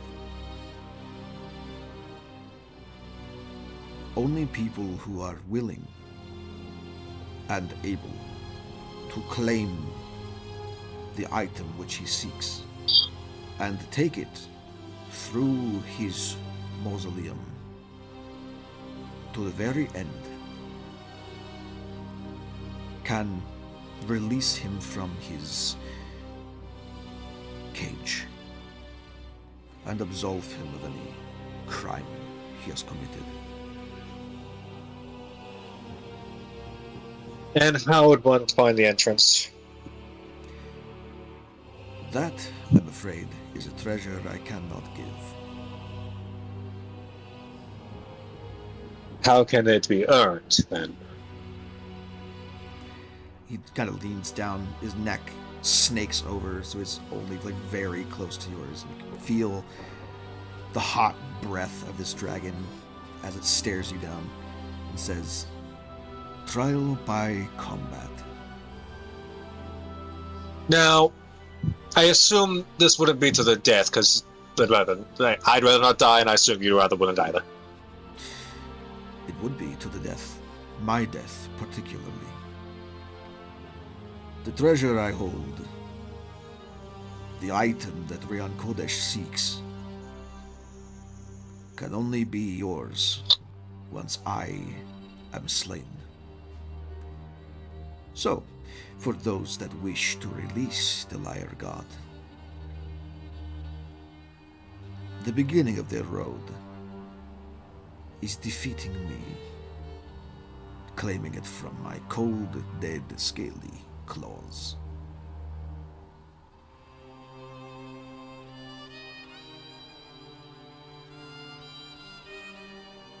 Does it always be death?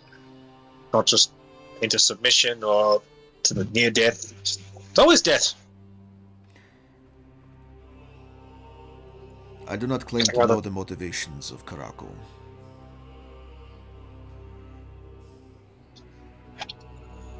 Getting real tired of not knowing some of those.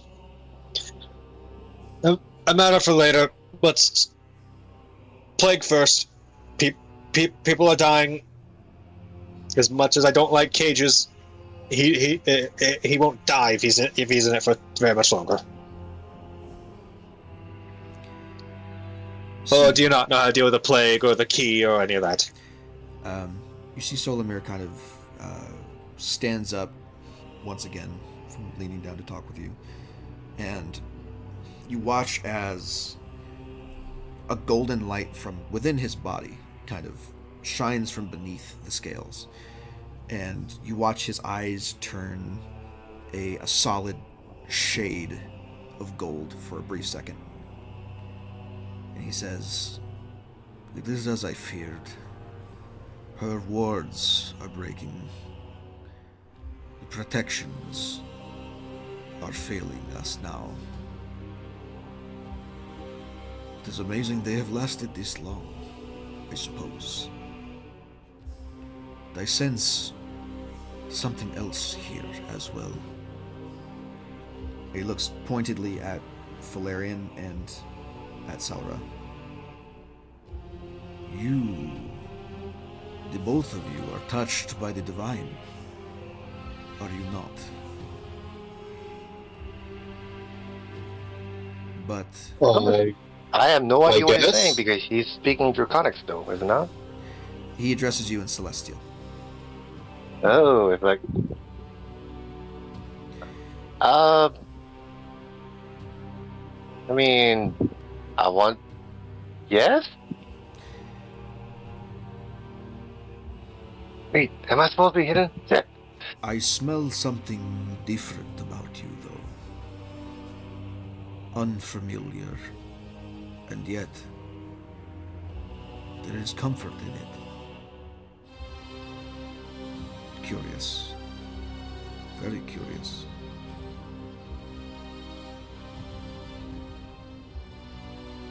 I suppose that's a mystery to ponder another day. No. Can you tell us what the hell you said, please? Well, I don't know. That is the operative thing. I sense the divine around you, but not any that I recognize.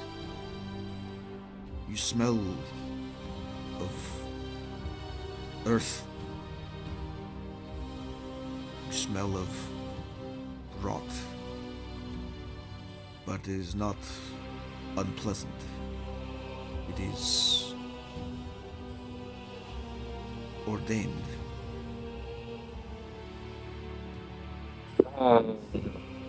Valerian over here carrying around the rune of destined death or some shit.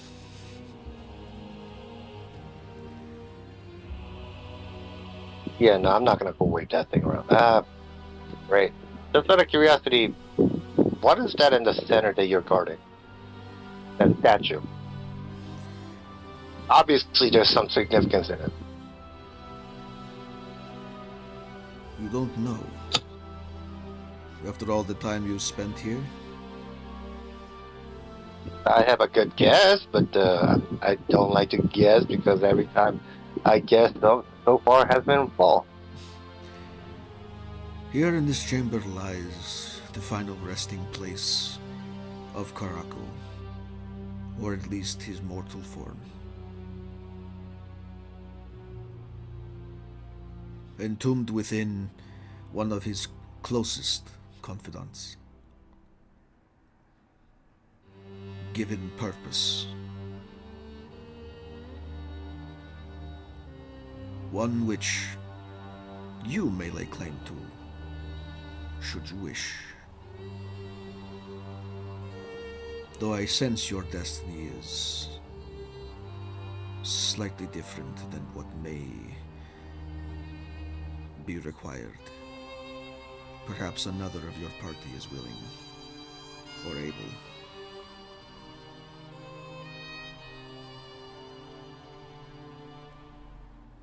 I appreciate my freedom a bit too much. Can I make a perception check or investigation check real quick? 4. Looking for canopic jars. I mean, there's a bunch of them in the corner behind you. Now, back to the topic at hand. You said protections. I'm gonna go out on a limb. Qaraako sealed something in the pyramid, and that something is what's causing the plague. Because the seals on that thing is starting to fade. No. Qaraako built his tomb, his protective mausoleum, on top of something ancient. Something older than even he is. Something left over from a time when this world was whole.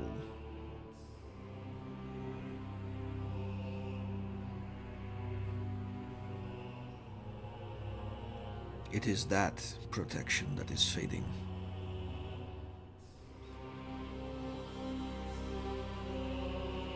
Okay, so what do we need to do to stop the plague, and also and afterwards, can you lead us to the key? I can take you to where you must go, but claiming the key is something I know not how to do. That is up to you. My charge is to guide and guard those who come to this place making a pilgrimage and earn the respect of Qaraako. What lies below is something else entirely. And I'm afraid the only aid that I can provide you is getting you there in the first place. That might not be entirely true. I have a question. You may not like. You're not gonna like. I'm not gonna lie to you. You're not gonna like where I'm going with this. You said just his mortal remains. I'm assuming just prepared and mummified like the rest. We are not. Okay, I'm gonna stop you right there, Jay. We are not casting Speak with Dead on the corpse of a dead. No, I'm thinking something much worse. Yeah, animation. No. No. Raised it. No. I mean, I do have to speak for the dead prepared. But like that's how you get like super mega cursed, my guy. You never know. I mean, at that point, it'd be more like communion. You probably need communion. Anyway, the dragon says, "You are correct. The immortal remains of Qaraako lie behind me, enshrined forever at the top of his pyramid of light." And you are guarding him, correct? That is correct. So, as long as he is not damaged and not taken out of this room, you will not take action, correct? As long as you do not intend to defile this secret place. I'm looking at you guys like, okay, we're not going to defile it. I'm just going to ask a question. Let's Just hear me out. Who else better than to ask the original person that put the protection on it to ask how to be, empower the protection? Keep on going. Are you saying this out loud? Yes, I am asking, literally looking at Chance directly, and said, "I'm just saying, it's always better, from my experience, always better to hear straight from the horse's mouth." Yes, I know. It's shocking to me too. I'm being logical. He is a dragon. Yep, that is true. This is a dragon's horde. The Solomir looks at you and says, "I believe you are misunderstanding.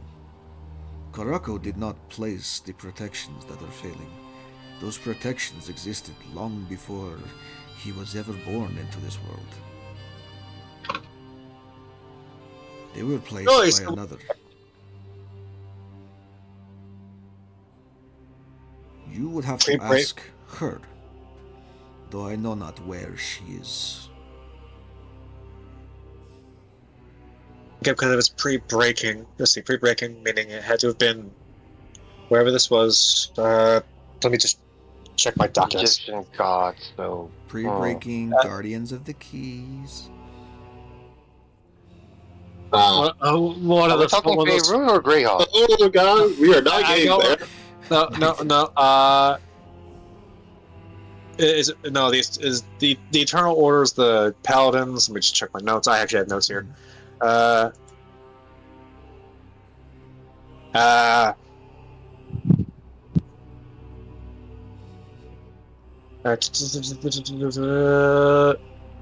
Man, these notes are not very well organized.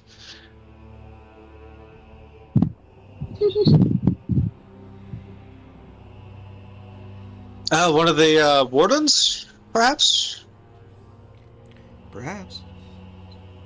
Well, no, Chance would say that out loud. I mean, assuming that somebody knows. There's the Flame of Ambition had this key. I don't. There was Luthulfan who had the diamond key. Cerny Golod and Aeldin Krunir. Any of those names? Any of those names ring a bell? I'm afraid not. I have encountered the apparition of whoever placed these wards before, but it was not her. It was an illusion. Something about claiming responsibility.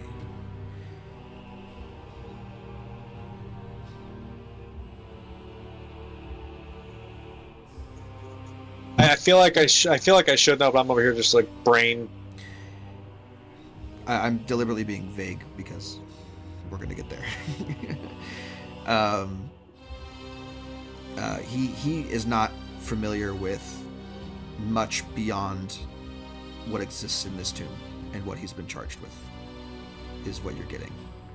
He knows what lies beneath the pyramid, but that's not his purview. And it's not something that he's particularly interested in figuring out. So he doesn't have a whole lot of knowledge. He just, explored it once and was like, oh, this is here. Could I make a history roll or something to try and recall any relevant information? Because my notes are failing me. If the answer's no, that's fine. I mean, it depends on what you want to know. What are you fishing for here?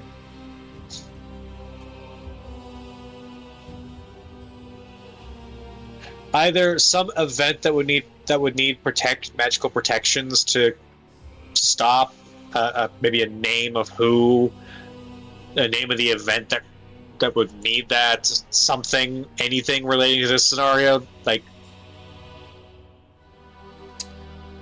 You know that the wardens essentially abandoned their responsibility because they had a more important one upcoming. So they gave up being the wardens when the breaking happened and left their keys under the protection of various things. What's his face? Flame of Ambition Man. I'll find my notes as well here. I should probably pull those up. That would be Rayless Quilland. Yes, Rayless Quilland. So Rayless Quilland was the kind of like the leader of the group, the one who founded the Wardens and gathered the important people that he felt could do the job. His was the Ruby Key. His was entombed under the earth in his tower that had a bunch of magical traps and shit in it. The Diamond Key, Fulfan's Key, was left in the care of Razius and the Eternal Order. And this key seems to be enshrined beneath the earth in this region, and then further protected by Qaraako at a later date. But it was not her that set up the physical boundary of the pyramid. It was Qaraako. Qaraako sensed that there was something to be protected here, and so he built upon this place. She had other shit put in place for those who found it and wanted to claim the key, as the others did as well. And then, as for the fourth key, you have no fucking clue, but that comes after you gather this one. But, okay.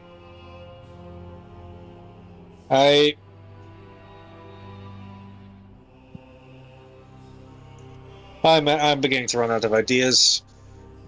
Though there is, what you're saying is whatever the protections are over is not only where the key is, but also potentially what is causing the plague on Qaraako's people here? I can think of no other way that this disease could afflict Qaraako's people.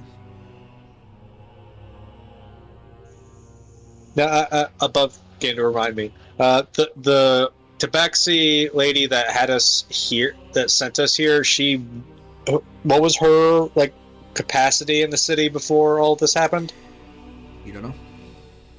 Because she was apparently like some relevant individual, because she tried to get the pharaoh to do something about it. What she told you, she was she's using her powers of intuition, determined that the plague that was afflicting so many in the city was coming from the pyramid in some way. Like all of the sick people started getting sick around the pyramid's area, and over time that sickness spread outward. And she figured this out and was like, she went to like plead with the people in charge to do something about it, that it's coming from the pyramid, and they essentially said, fuck off, it's definitely not Qaraako cursing us, we gotta figure out a way to do this on our own. Did we ever get her name? Did she ever tell us her fucking name? Have we been doing this all without even knowing her damn name? She called herself Shaxi. This is Shaxi. Shaxi. Mm-hmm. I'm going to ask a quick question, just to be certain. Just to test a theory. Does the name Shaxi ring any bells? Maybe. See how good he is at remembering things. He's not good at remembering things. No. Not particularly, no. I don't believe I've ever met a Shaxi. Any name that could be like a shortened version of, or... It doesn't ring a bell. And Chance will briefly describe what Shaxi looks like, see if maybe that jogs memory. I'll give him one more reroll and see if he rolls good enough on his history. Okay, an 18. You see like a look of recognition come over his face and says, "Ah, yes. I do remember. I've never met Shaxi. I suppose she must be grown now.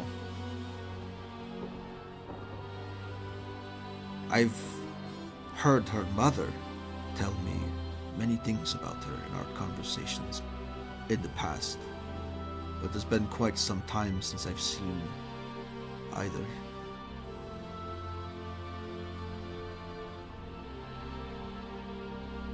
Just had to check because it was Shaxi that put us on this path, and I was about to.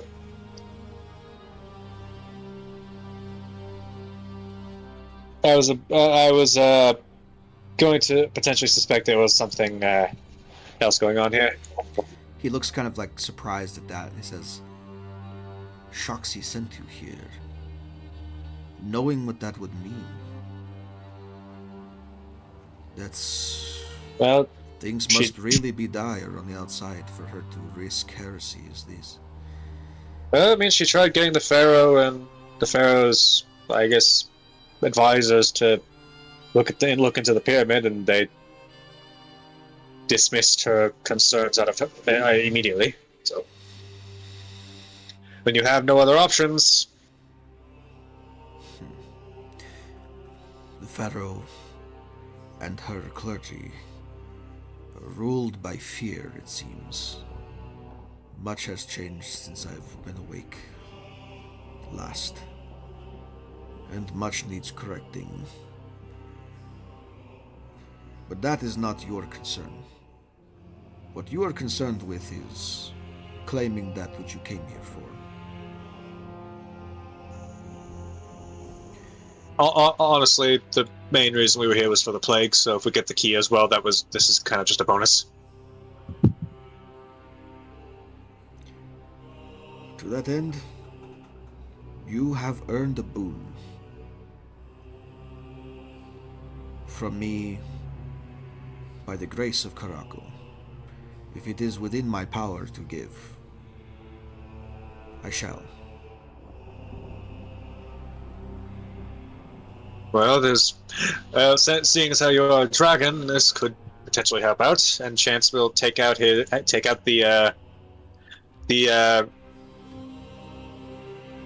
Focus. What is a dragon touch focus actually even look like? Like, do we have like any like book art of that from Fizzbands? No. yeah. Well, it's an arcane focus, so it's whatever focus you have. It's like a necklace or an amulet or a gem on a string, or it could be a staff, it could be a wand, like it could be a bunch of stuff. I just assumed it was like a gem. Sure. Yeah. Like you can. What did you pick a type of dragon, or does it just? It's currently chromatic. That's kind of all I had. It's a chromatic version. Okay, that's what I was wondering. Because I know there's I different didn't really versions of it. Yeah, You like know, I didn't really dragon- have an option. Dragon doesn't have to be dead. You could just sleep in the horn and empower it. I mean, I just figured like the dragon could, do. There's 'cause, different like- ways to do it. But if you're Yeah. asking him, if you're like holding it up and say, "Hey, can you fix this thing?" He'd take a sniff at it, takes a look and says, "Stinks of Tiamat. If you want an improvement, I would be more than willing to assist in removing this stench."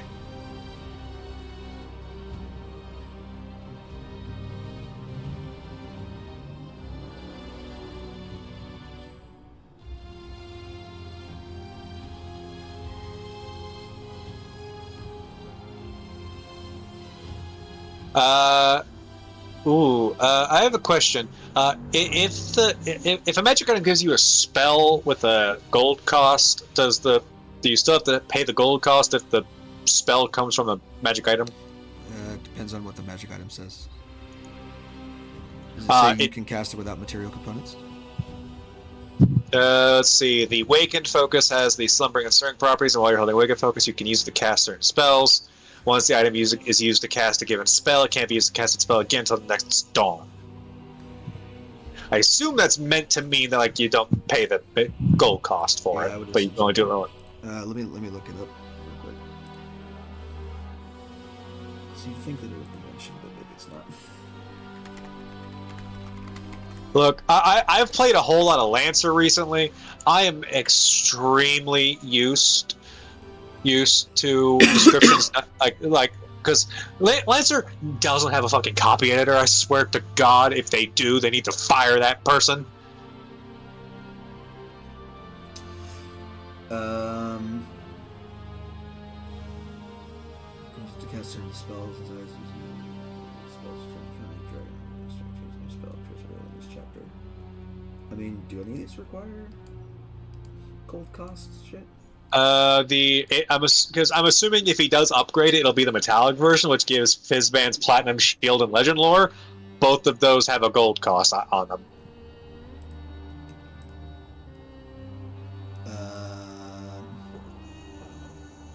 Yeah, I would assume that it gives you one free casting of the spell, because it doesn't mention without material components, but I think that's implied. Also, yours is stirring. Is that what it is? Yeah, it's stirring. I'm assuming if he does the thing, it'll upgrade or it'll turn metallic. Well, the thing is, he'd have to be a metallic dragon for that. Oh, he's a gem dragon. It might not even be that. Oh, well then, I don't know what it'll do then, because the Dragon Test Focus only has like stuff for chromatic, gem, and metallic. No, I know. He's a solar dragon, so I think that warrants, like, I think probably since he's related to Qaraako, we'd go with metallic, but he's technically not a metallic dragon. The only downside is if he changes it to metallic, that means I lose my extra D6 damage. Yeah. But on the bright side, I can do some. I can be slightly more supportive with that. Yeah, he's offering to kind of like infuse it with his own essence and override Tiamat's influence on that thing. Well, anything that can help us save more people, I'm not going to turn it down. And stay alive. This is true. Lay it on the floor.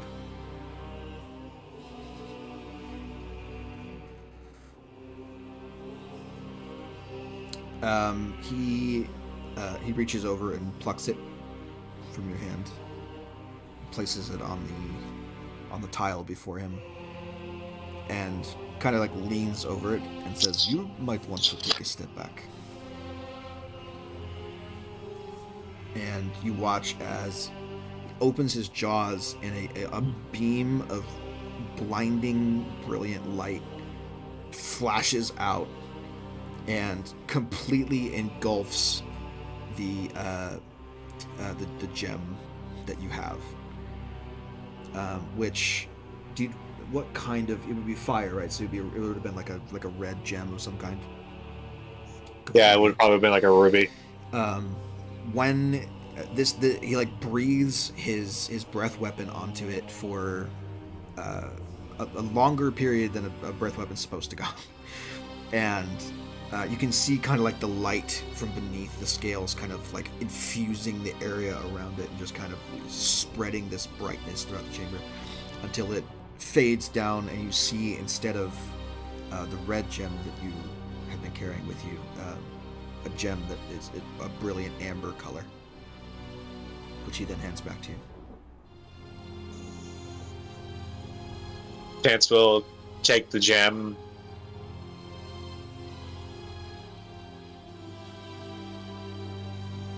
My thanks. So, how do we get to where we need to go? I will take you there. But first, is there anything else that your companions would ask of me?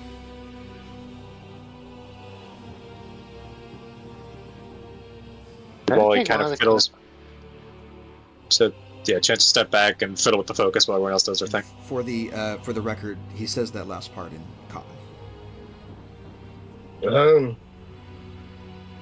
With Lemuel, who's been left out of this entire conversation for the most part. It's like one-sided conversation. The dragon's basically addressing all of you now. So, hey, anyone else want to ask me some shit? Well,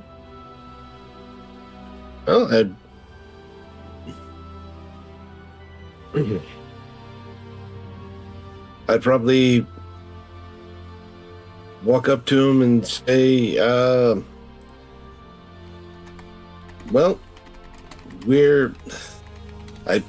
not knowing exactly what I want with Chance, but I guess I've just kind of confirmed. So, just making sure as near as you can tell, the cause of the plague is not so much in the pyramid. Then is it beneath? It lies beneath. Just making. This tomb was built atop it when Qaraako realized the secret that lied here needed guarding, additional guarding. Okay. So it's down in the earth. Is there anyone you know that can get us down there? Raise his claw. Huh? I will bring you there when you are ready. Understood. I am merely saying that you have all earned a boon from Qaraako, and if it is within my power to give, I shall grant it to you, as I have done to your friend.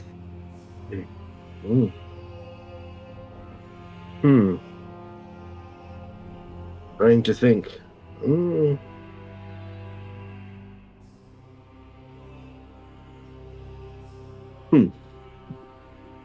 I'm not saying this in character. I wonder what does a brain in a canopic jar taste like? You could try and find out and eat a laser beam in the face. He did say one boom. Yeah, if it's within his power to give. He could just be like, oh yeah, eat that guy over there in the corner. Assuming to think. Remains are even around anymore. Canopic jar preserved organ. Yeah. That's not much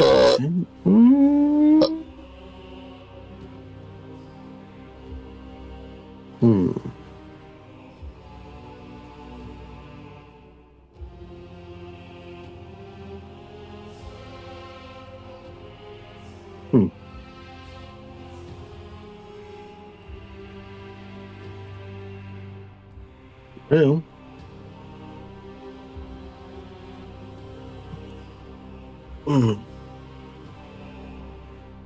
It's like he's trying to speak to us. yep. It's like he's trying to speak to I'm us. thinking. Could you upgrade my pike like you did his spear? Or not his focus? Dragon touched armor. There's a dragon touched weapon. Dragon Wrath. Well, you have a magic weapon that's already enchanted. He could give you a new one. Okay. If that is what you ask of me, then perhaps you should ask the weapon. He kind of snakes his way over to the dais and puts his claws together as if in prayer. And you watch the beam of light from the top of the pyramid grow a little brighter.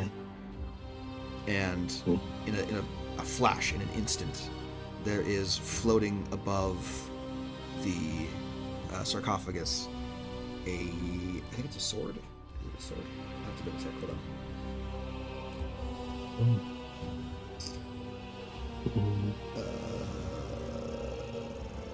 It's a good fucking question. I have to look up the D&D Beyond thing I made for it. Hold on. It's either a sword or a mace. I don't remember. Collections by creations.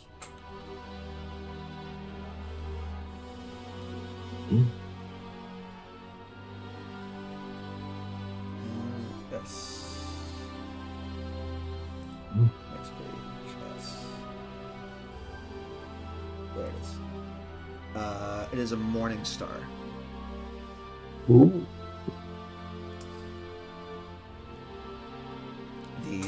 So it's a morning star. The head and phalanges of the morning star are cast in gold and are reminiscent of the sun, or at least depictions of the sun that you've seen, perhaps in stories or like in your imagination. You were not here for like the entirety of the tomb, so like giant ball of light in the sky, not super familiar to you, but it would be to everybody else. He kind of plucks the morning star from its hovering place above the tomb and presents it to you and says, "Have a conversation. Perhaps he likes you, perhaps he doesn't." So, well, okay. She picks it up and starts talking to it. Okay. And as she picks it up, I kind of say over to her, now that I think about it, you're a fighting person. I might have something you may find useful, but we'll talk later. I turn back to the dragon and I hold out the hand crossbow that I've got that I don't have any bolts for, and I say, well, I don't know if it would have made a difference earlier or not, but I lost a friend earlier, and maybe if I'd had something that fired out of this thing, it would have made the difference. We'll never know. But you wouldn't happen to have any bolts for something like this somewhere, would you? Bolts. Hmm? Ammunition, Yeah. I have no need of. And It didn't, believe it or didn't not, figure. people don't really offer them to me as tribute for any reason. But Seemed I like a long shot. I can perhaps do something for your weapon. Hmm. In a similar vein as that of your friend. Weapon to strike down evil wherever you go. Certainly within my purview. That certainly that could come in handy. Now all I'll need to do is find something to go in it. But that's better than what I've got. Is this a normal crossbow? No, it's a +1 already. So I mean, As long as it doesn't have any other things to it. No, just an ordinary +1 with no bolts. That's all. So you hand it over to him. He does the same thing. His breath weapon alights and engulfs the weapon itself in this blinding brilliance. And when he's done, you see as you pick up, the crossbow has now become solid gold. But it remains as light as when you held it the first time. You see that Strange. there are etchings, depictions, hieroglyphs on it of draconic language and the sun kind of intermingled together. Well, thank you very much. For all intents and purposes, it is a stirring dragon's wrath crossbow. Okay. I'll make notes on here.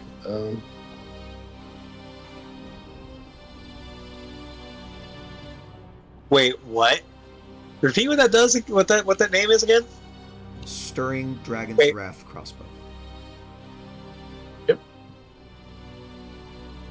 I mean, It's a dragon's wrath weapon, but it's of the stirring variant. So it's the rare variant. Since that item was not already a dragon's touched anything, I didn't give you as high of a magic bonus as chances, but I gave you the first 2 well, levels. Ow. Thanks very much. Carefully put that away. I don't have a bone to ask, but I don't feel right taking this sword.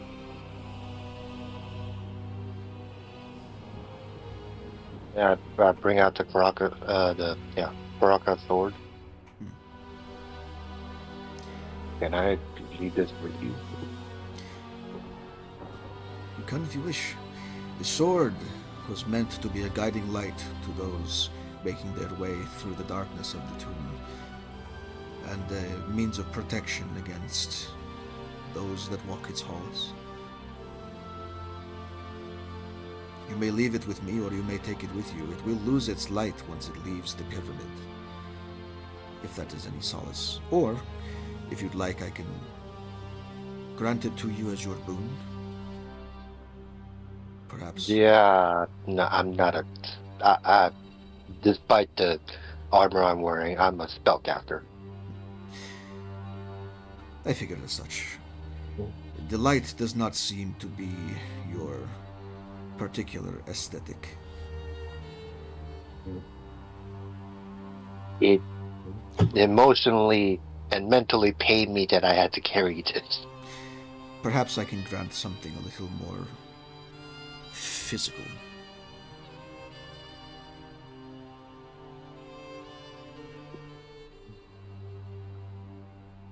I get what you're saying, but no offense, I just had a little bit too much of the outwardly being messing with my life. I'm gonna say no, respectfully. This would not come from Qaraako, but from me. To me, you're outwardly me. It's fair. What I'm offering could be of use to you, though, in your travels. It comes with no strings attached, only an understanding of what I am, and a way to channel my power to aid you in your times of need.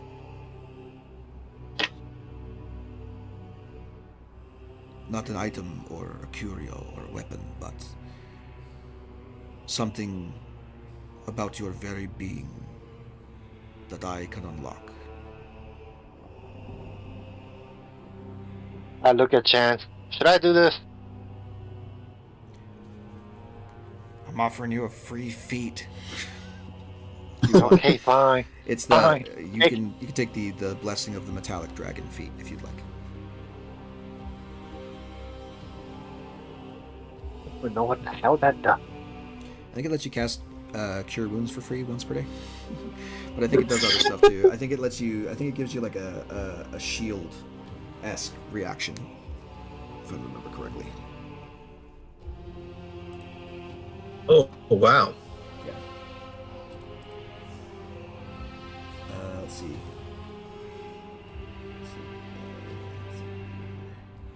Where's it under?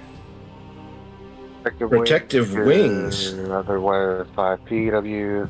You could use react, manifest, spectral wing. Bonus AC equal to your proficiency bonus against attack roll. Potentially causing community. You can number of times equal to your proficiency bonus in your gear. Huh, neat. I just don't like the first part. Oh well. That's up to you whether you use it, but I think the second part's probably more your speed.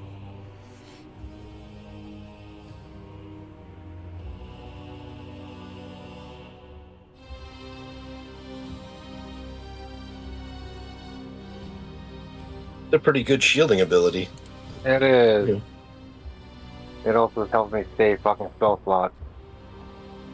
Mm-hmm. Yeah. And it's transferable. Not really. Sort of. You and another creature Yeah. within 5 feet of you. That's not transferring. Well, it's it's usable on Affecting other characters. characters. Yeah, I guess. Mm-hmm.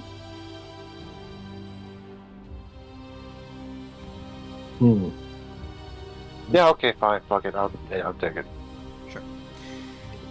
I just have a feeling I'm gonna regret it. Well, as you acquiesce, Solomir plucks one of its scales from its shoulder and presses it into your forehead, ever so gently, and the scale melts and becomes one with you. And you are given the gift of the metallic dragon feet from Fizbats.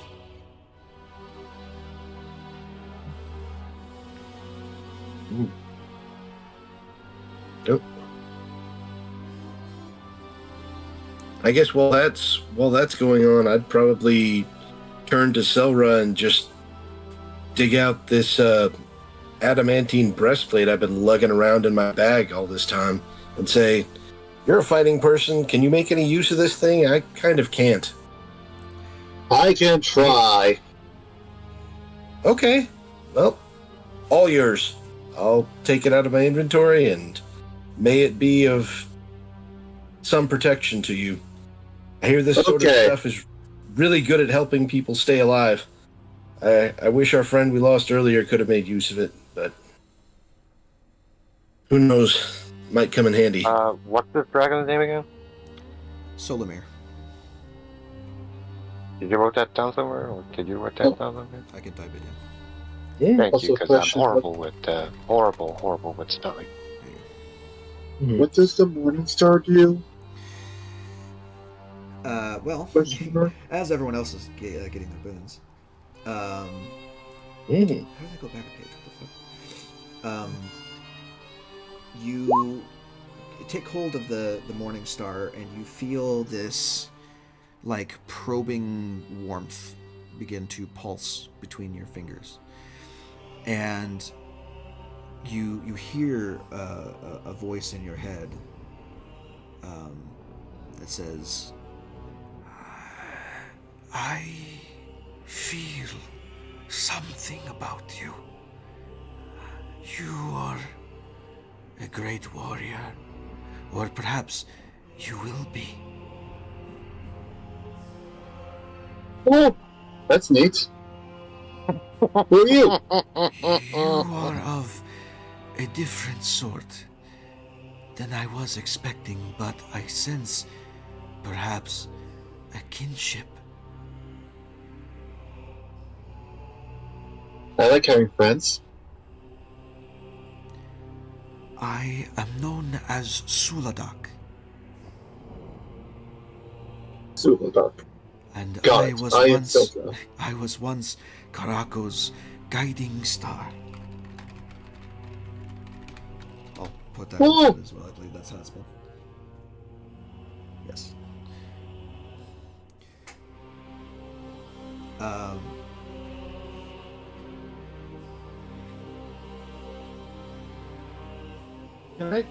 Can I make any roll to see if I've seen something like that she's holding in any of the pictures we've seen before? Make a religion check. Cool. Alrighty. Might have seen something like that earlier. I'll say Maybe. religion or history, whichever one you like. Yeah. It's different answers for each. Alright, well, let's just try religion and see what happens. Alright. Probably not. Not ringing a bell. Oh, well. Nah, not really my thing. Yeah. I mean, the most that an 8 will get you is that there are a lot of warriors in this tomb. A lot of former Cool. soldiers that fought in Qaraako's name. Maybe it's one of theirs. Neat.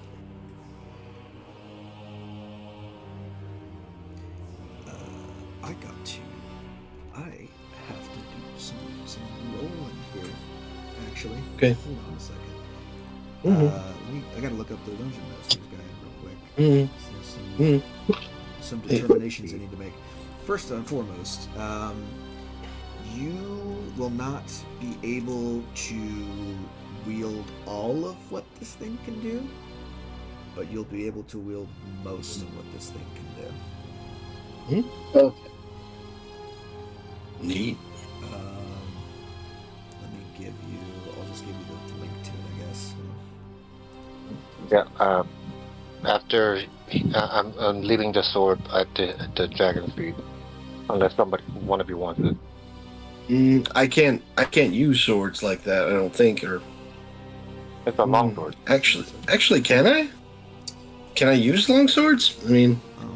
I guess I forget if rogues can do that. Do your Hold on. proficiencies include martial weapons or long swords? No, I think that might be long swords, but only that. Wait, what's your rate? Well, I'm an Earth Genasi, but more importantly, let's see. Oh, simple weapons: hand crossbows, long swords, rapiers, short swords. So yeah, There you go. it probably look gigantic next to me, but Magic weapons. but you know,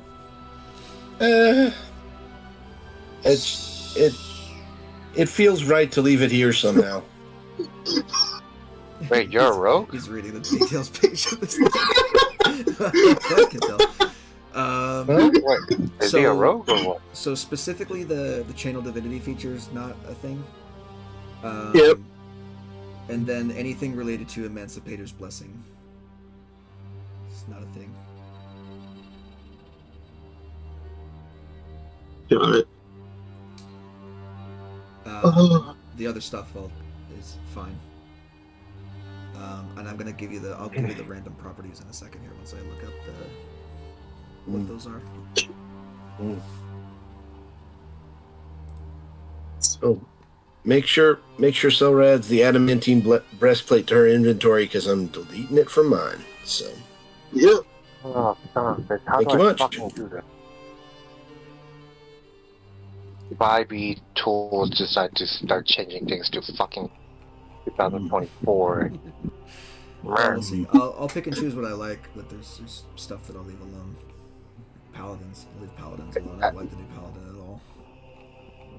oh boy, did they nerf the righteous mighty boys? Yeah, pretty hard. They They did. nerfed Smite, and and for some reason they gave them all horses. Yeah, every paladin has a mount now. It's just baked Oh. into your class. Can I switch it out for 2 halves of coconut? Sorry. Man. You could just have 2 halves of coconut. Probably better than new paladin anyway. At least you can eat the coconuts. Where's the magic items section? Here we go. This thing. This is what I want. Sentient magic items. Here we go. I need a list of properties. Where is that? There we go. Okay, so you have, what is it, 2 minor, 1 major? Sure. Roll me 2 D100, and then another D100. Okay. But do it in that order. Roll the 2 first, and then the other one after. Plop and plop. Okay. So 70.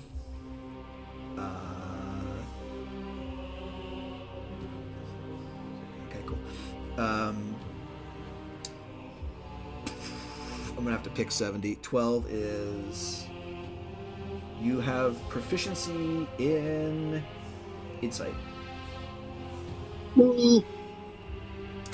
while you're holding the weapon. You have proficiency with insight.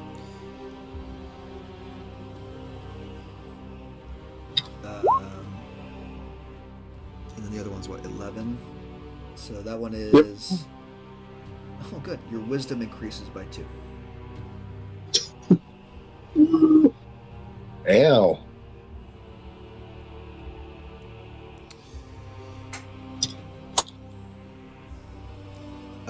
So don't make any changes on your character sheet yet, because I can do all that in the weapon. Yep. I believe. So I'll program that in later. 'Cause you're gonna need, first of all, you're gonna need time to talk to this thing and attune to it. So Got it. for now, it's just a +3 Morning Star. But when you get around to actually attuning to it, then we'll work on that. The other thing is you get the ability to cast a 1st level spell that I choose from the thing. So I'm gonna say Guiding Bolt. Okay. And that would obviously use your wisdom for the casting. Unless something else tells me.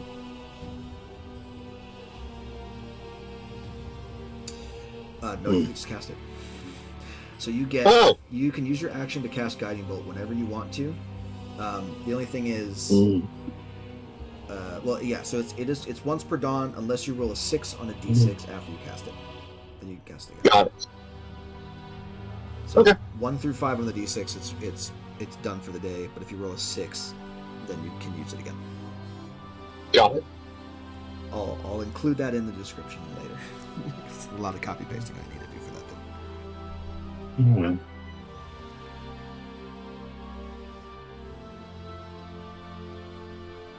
Okay. I really fucking hate this 5e. Just Alrighty. Well, so my boons have been given. It's time you made your way to the final test. and that's where we're gonna end here. Well, we got 5 minutes. I'm going to do one thing before we go. So, Solomir says, "Gather around me, everyone. I will transport you to the final trial you must face."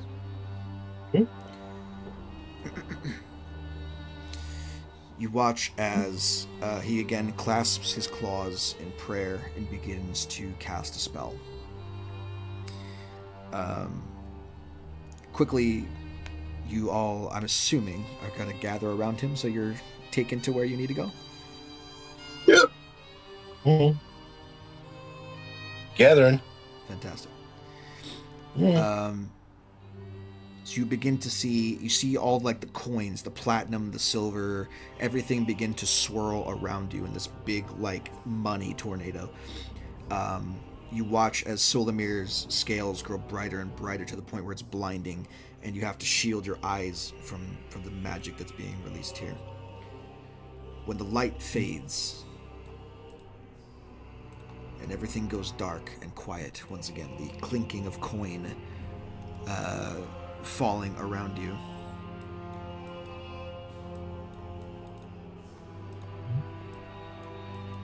Put all you back on the map here. Okay, there we go. You find yourself at the center of this T-shaped cavern, upon which lies a stone sarcophagus etched with esoteric runes throughout. At the ends of each branching tunnel sit 4 stone platforms, each with their own swirling portal at the center. One of roiling fire, one of sticky mud, one of brackish water, and one of foul-smelling gas. On the lid of the central sarcophagus, an inscription once carved in an ancient flowing scrawl is now only barely legible due to the passage of time. Does tongues let anyone read things, or is it just spoken language? That's spoken language. It is spoken language that hears. Yeah, it's spoken language. If you want written, I think it's comprehend language. Yeah. Does anyone have comprehend languages #1 or druidic #2? I have comprehend languages, but it's only I can ritual cast it. It'll take 10 minutes to do, but I'll cast it on. I can cast it on me. That's it. If that's what you're gonna do, we'll hand wave the time. Sounds good. Okay. Zoop. So you go ahead and cast comprehend languages, and you can make out the following. The inscription reads, "It is with heavy heart that I, Cerny Golod, Archmage, Prime Scholastic, and former Warden of Guldagnir, abdicate my stewardship and leave behind my earthly burdens in exchange for starborn responsibility. I know the souls my fellow Wardens and I leave behind will forever be our legacy and a curse upon our conscience until our dying breaths. May whatever gods remain have mercy on our souls. We only did what we thought was right. In the end, only time will tell. If you who reads this inscription now willingly accept my burdens, then step forth unto these chambers and let the natural forces of the world be in balance around you. If your heart and mind are one, as befitting a warden, then a warden you shall become." And that's where we're going to end the session. So we'll go ahead and pick up with that again next time we play, as as you vie to claim the Key of Dust from its final resting place. Until then, I'll see you guys later. Bye-bye.